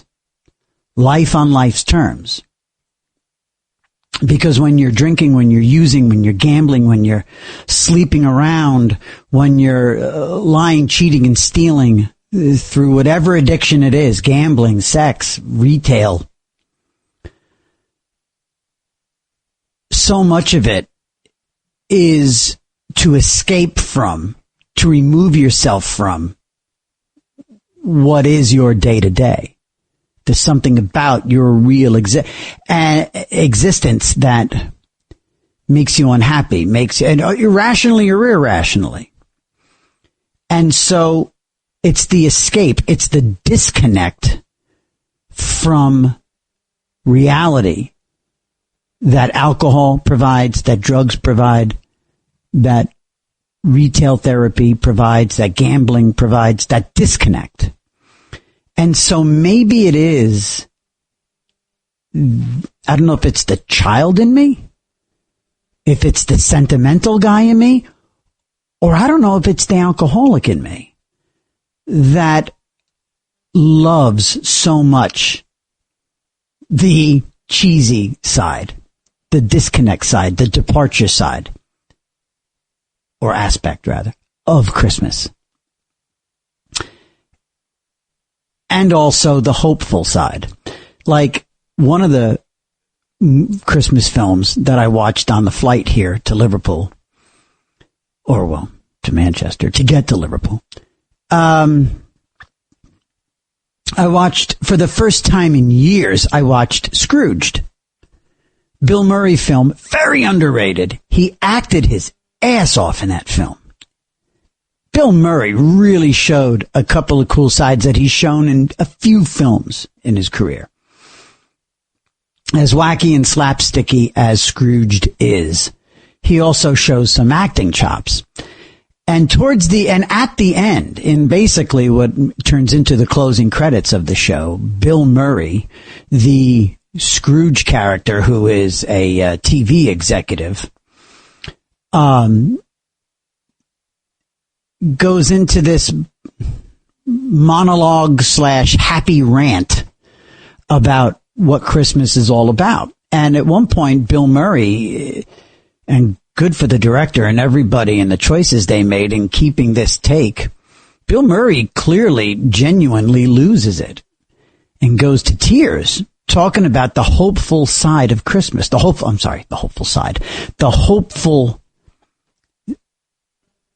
frame of mind, the prayerful, spiritual side of Christmas, about loving your fellow man, as the song Put a Little Love in Your Heart plays. And he gets real emotional and he gets real deep into it. And I relate to that. Yesterday, when I go for a run, I get here to Liverpool and I go for a run. I love running here. And there's no gym for me to go to, so I run for my exercise outside. And there's something about all that oxygen and the running and the heart pounding and the all of that, the exertion, that for me cleans out my head, and I tend to ponder things. And I got really emotional yesterday. I got real hopeful yesterday about a lot of things and a lot of people. And it was very much akin to what we saw Bill Murray's character do in Scrooge. And that's part of the Christmas thing that I really relate to. I get real sad at Christmas when I think about some of the people that aren't in my life right now. A couple of them because of addiction. Well, one in particular because of addiction. I think about relationships that could be better. Actually, I do believe that any shortcomings, any blind spots in any relationships within my family, my extended family, are down to addiction. Generationally. Different people at different times in the history of my family have been alcoholics. And it's the ripples in the pond that those people caused that resonate and reverberate to this day. And I'm conscious of that, right on up to and including my own behavior. And so when I get to Christmas, I sort of kind of like putting on a Christmas sweater. That Christmas sweater really is just as much a metaphor as it is a tangible piece of clothing. Kind of like a goofy, chunky Christmas sweater. I put on Christmas. And I really hope that it sticks. I always really hope that it sticks this time, because I do become a somewhat better person at Christmas. I do become a bit more conscious of my fellow man. I do become more patient. But all too often, in the blink of an eye, I go right back to my selfish ways. And so this Christmas, I'm kind of back in that hopeful mode where I'm really hoping it sticks. We got a few people on the line. When we come back, we'll talk to all y'all. We got Joaquin, Mike, and Joe right now on the line. But when we come back, I will also tell you about a moment that I had last week when a really good friend of mine kind of scolded me for something I said on social media. And I'm wondering if I was right to be just a little offended, or if my dear, dear buddy was right in what he said and how he said it. Anyway, it all speaks to, all my reaction speaks to my alcoholism and my ultimate decision making in response to it, I think, speak to my sobriety and kind of to Christmas. Anyway, as we continue on Another Side of Midnight, let's definitely stay on that Christmas path. Let's definitely keep talking about your Christmas movies. Let's definitely be talking about those great memories from Christmas, your earliest memory from Christmas. Your earliest Christmas memory that to this day stays with you, that you tell your kids about, that you've told your grandkids about, that you've tried to recapture. Have you been chasing a Christmas feeling that you had once? That is something else that I do. I definitely feel like I'm chasing a few Christmases from my childhood. And I don't know if I've ever achieved them again. I don't know. But also, so tell me, what was that gift that you got that to this day you get goosebumps or a big smile on your face when you think about, I can't believe that actually happened, that I got that gift? And what did it mean to you? And also, in the great American lexicon of debates, what is your great Christmas film? What is the Christmas film that you have to see or it's not Christmas yet? And what's your guilty pleasure? I'm throwing the kitchen sink of Christmas questions at you guys because that is part of Christmas on the radio, is coming together and commiserating and kicking this stuff around. It's The Other Side of Midnight with me, TJ, on the Red Apple Audio Networks at Christmas from Liverpool in the United Kingdom. And we'll be right back. All night long, this is Another Side of Midnight with TJ McCormack. 77 WABC.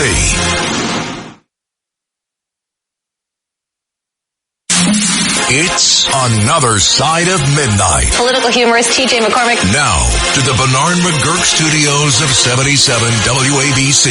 Here's TJ McCormack.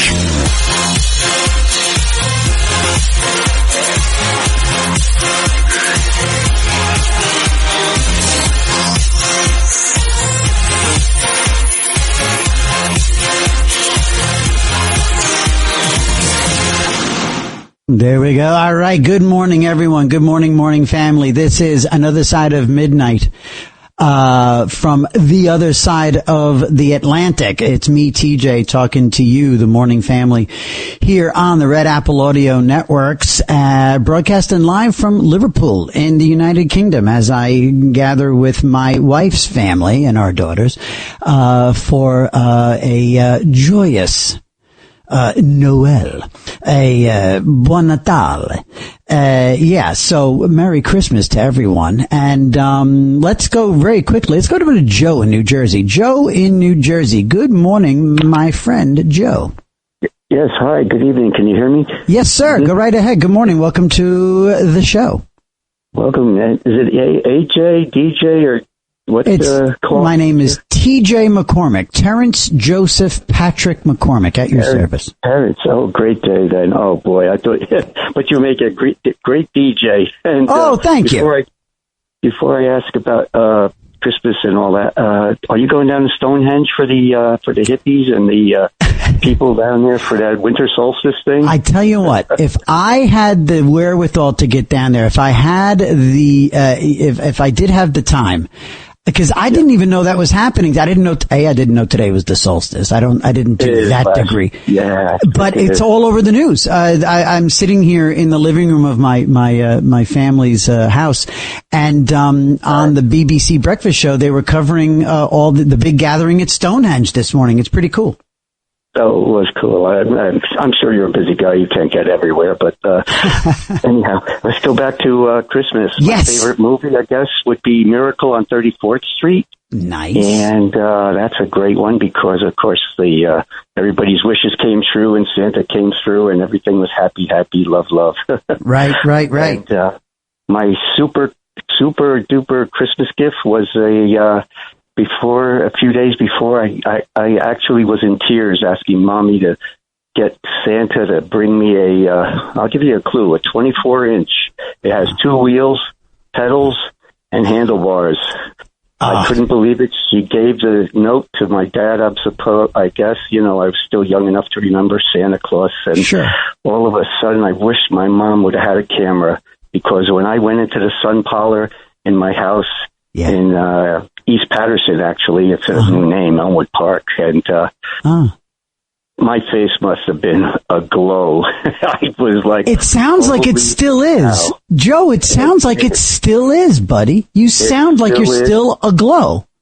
And Jay, I have an addiction too. I'm still a kid. I am still riding bicycle. I went cross country. I rode in London. I rode in all over Europe, and I'm still a kid on a bicycle. You are always there as a 10-year-old. So always try to remember that and wear your Christmas sweater, and you'll always have it. Wear it every day before you get up and leave at the house. Wear it for yourself to remind yourself every day could be Christmas. Oof, and listen to you. Happy days. Yeah, I love you. And, of course, it's 4:30 in the morning, but I'm wide awake. And you just saw the sunrise. And, God bless you and many more sunrises. And those are the 2 quick things. There you go. Oh, another movie, which my best friend in high school hooked me on to, Gene Shepard. He made that famous one, The Christmas Story, where he wanted the BB gun, of course. Yeah. A BB gun. I never shot a gun and never was in jail, so luckily my addiction is sports. There you go. Good for you for running and get that fresh air and get the good enzymes in your brain and that runner's high. Indeed. I definitely get it when I do. Yes, for sure. Especially I know you have other people, but God bless you and ABC and all the Casamatides and all the other family you have. And God bless. I just am happy laying in bed. Thank you. Back at you, buddy. Thank you, Joe. What a lovely call. Thank you, man. Thank you. I tell you what, we're all supposed to be every day is Christmas, aren't we?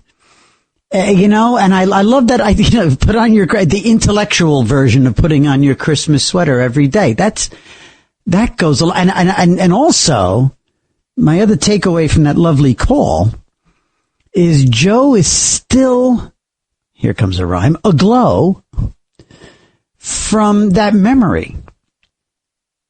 How sweet is that?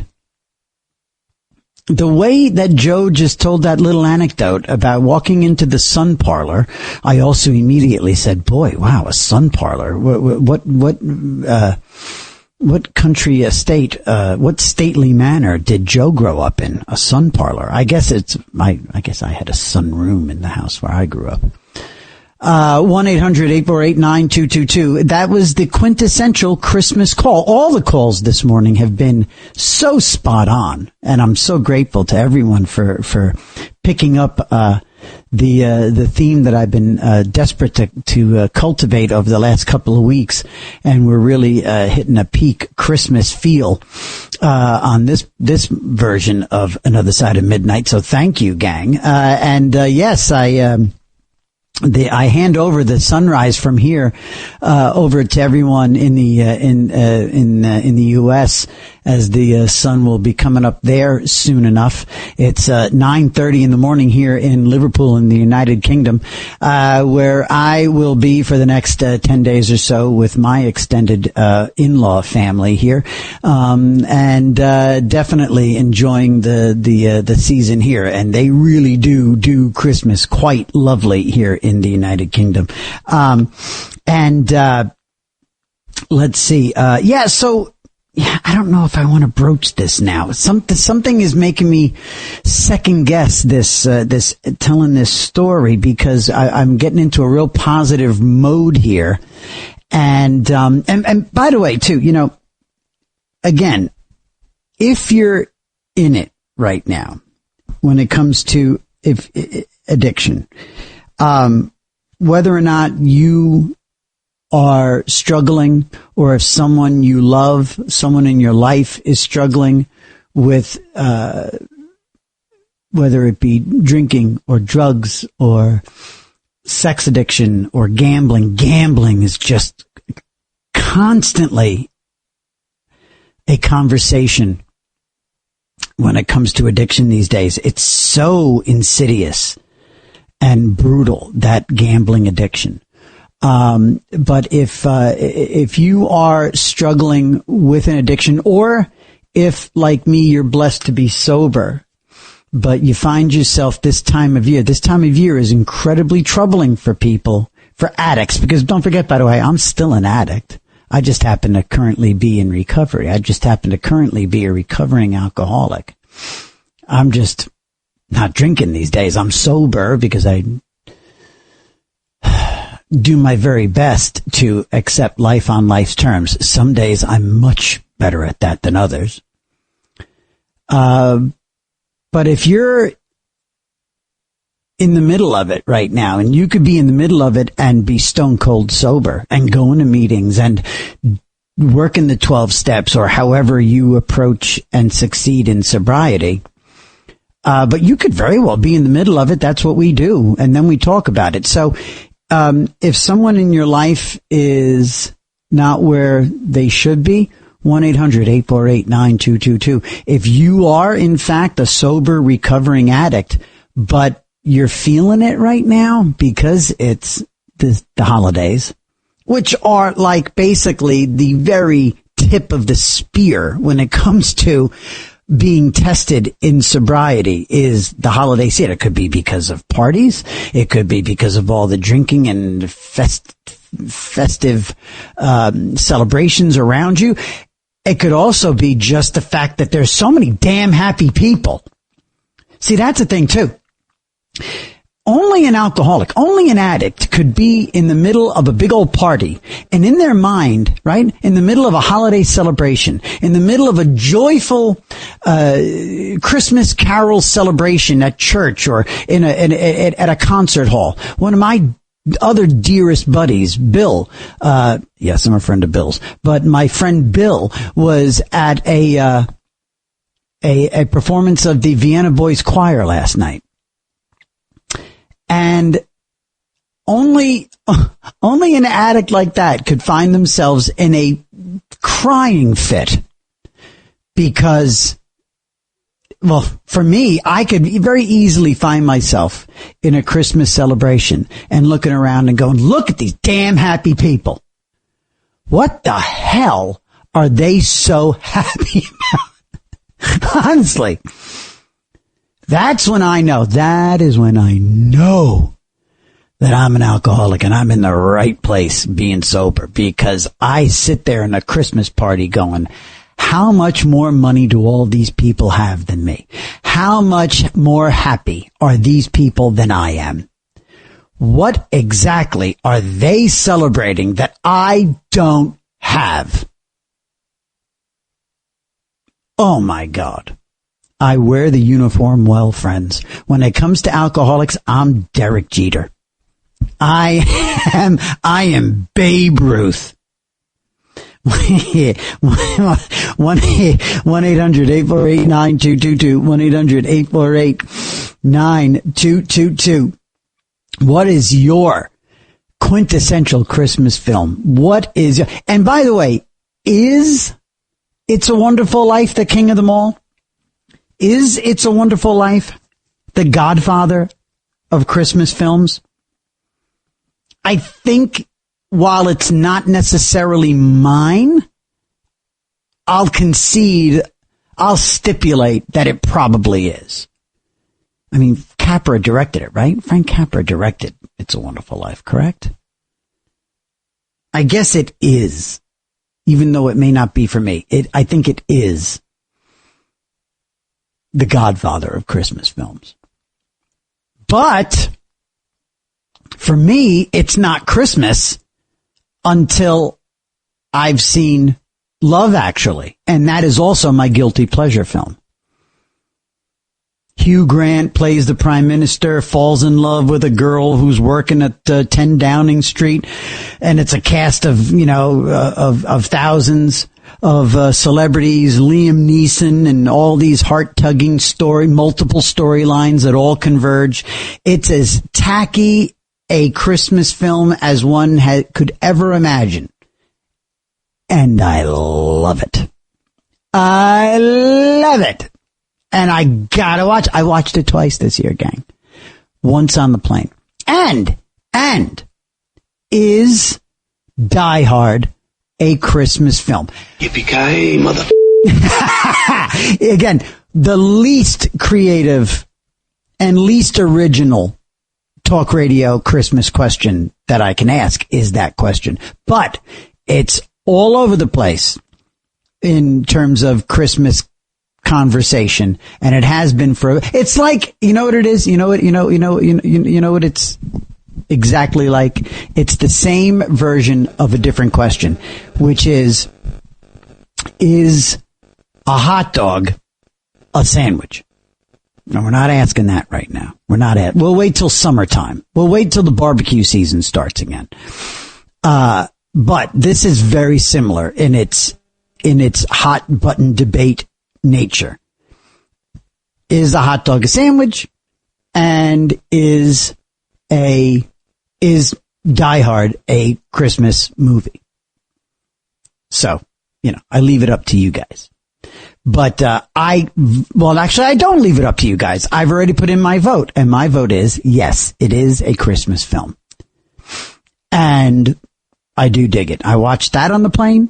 I watched Love Actually again on the plane. I watched Scrooged on the plane, which I now have a deeper affection for, because as I've gotten older, I've become more like Bill Murray at the end of the film. I think...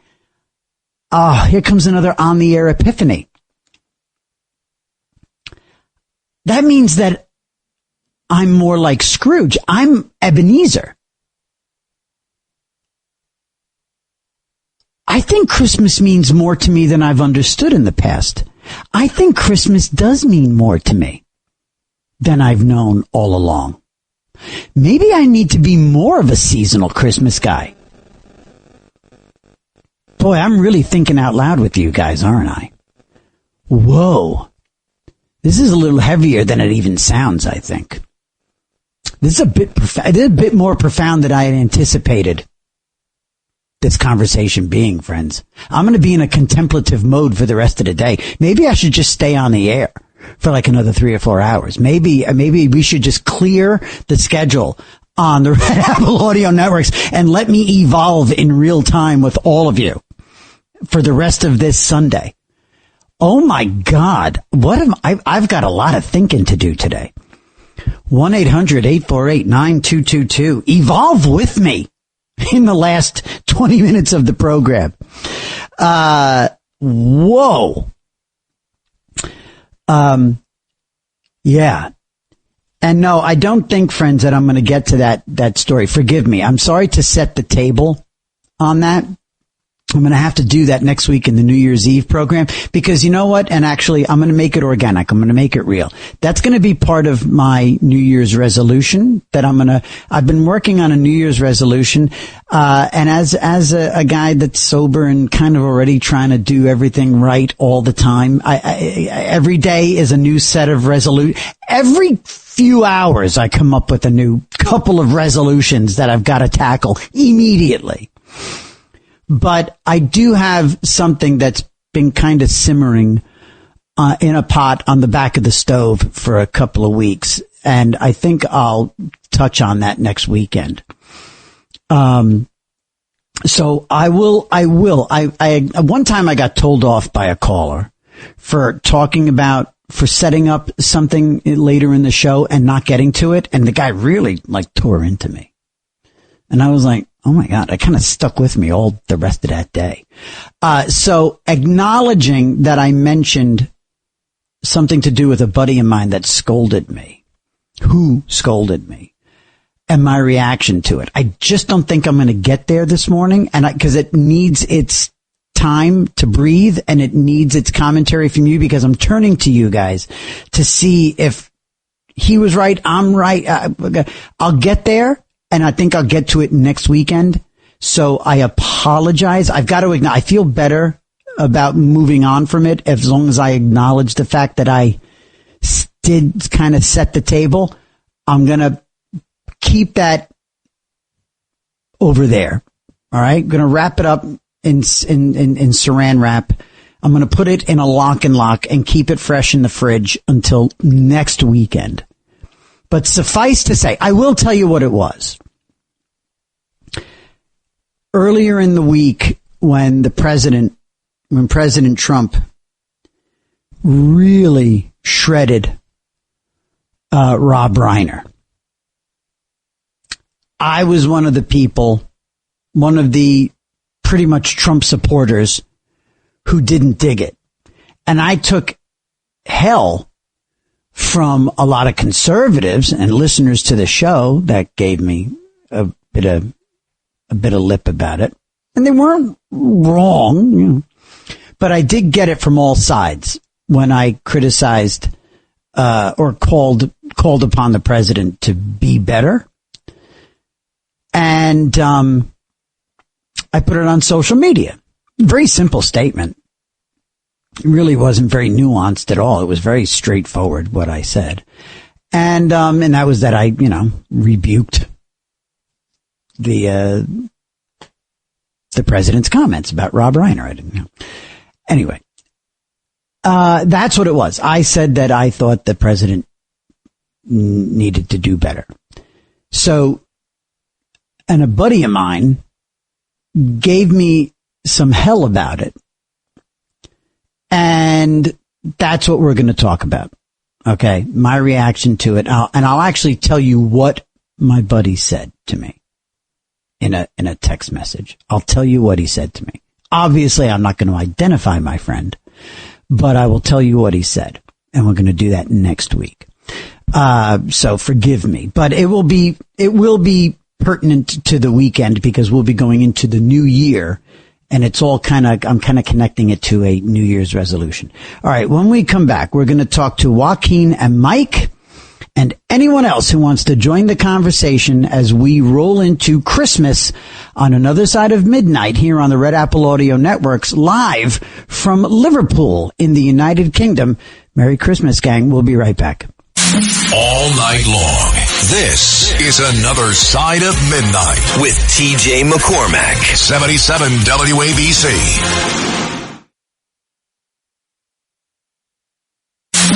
It's Another Side of Midnight. Political humorist TJ McCormack. Now to the Bernard McGurk studios of 77 WABC.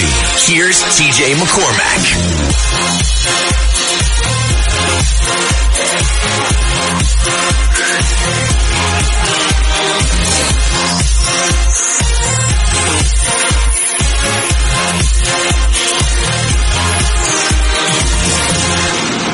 Bill Murray's Scrooged. Watch it again.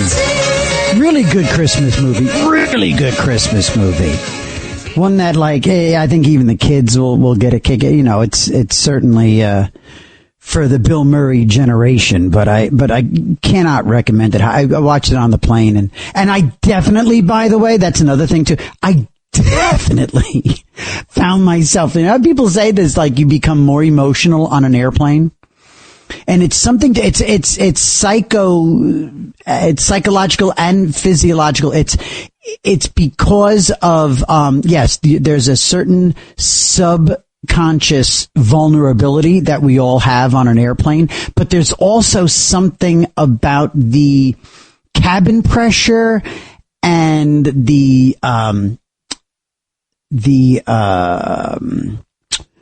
whatchamacallit,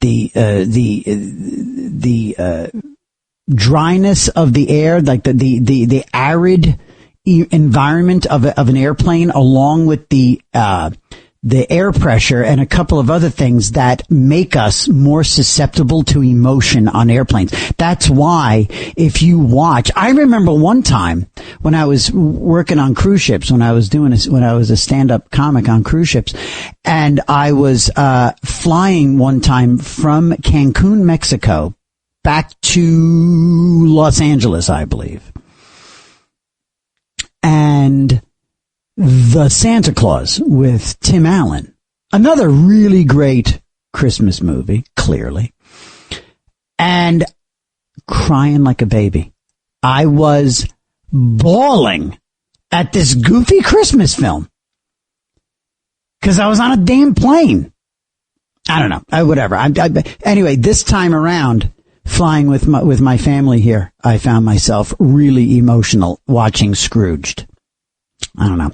Joaquin in Pennsylvania, good morning. Father Christmas, TJ McScrooge. Ah, yes. How are you? Merry Christmas to you. All right. I got to go with my brother in Christmas BB Guns, Lou. I think it's the Christmas Story. Yes. As a matter of fact, in honor of that, tonight, my buddy Dwayne shows up at karaoke wearing the complete bunny suit with the rabbit ear footies. Oh. And a pair of glasses with the BB gun hole in the one lens. Oh, my God, that's commitment. Oh, yeah, no, it was really good. It was really good. Oh, fun. And though I liked the Christmas Story, as a kid, it was Rudolph the Red-Nosed Reindeer, that claymation, Yep.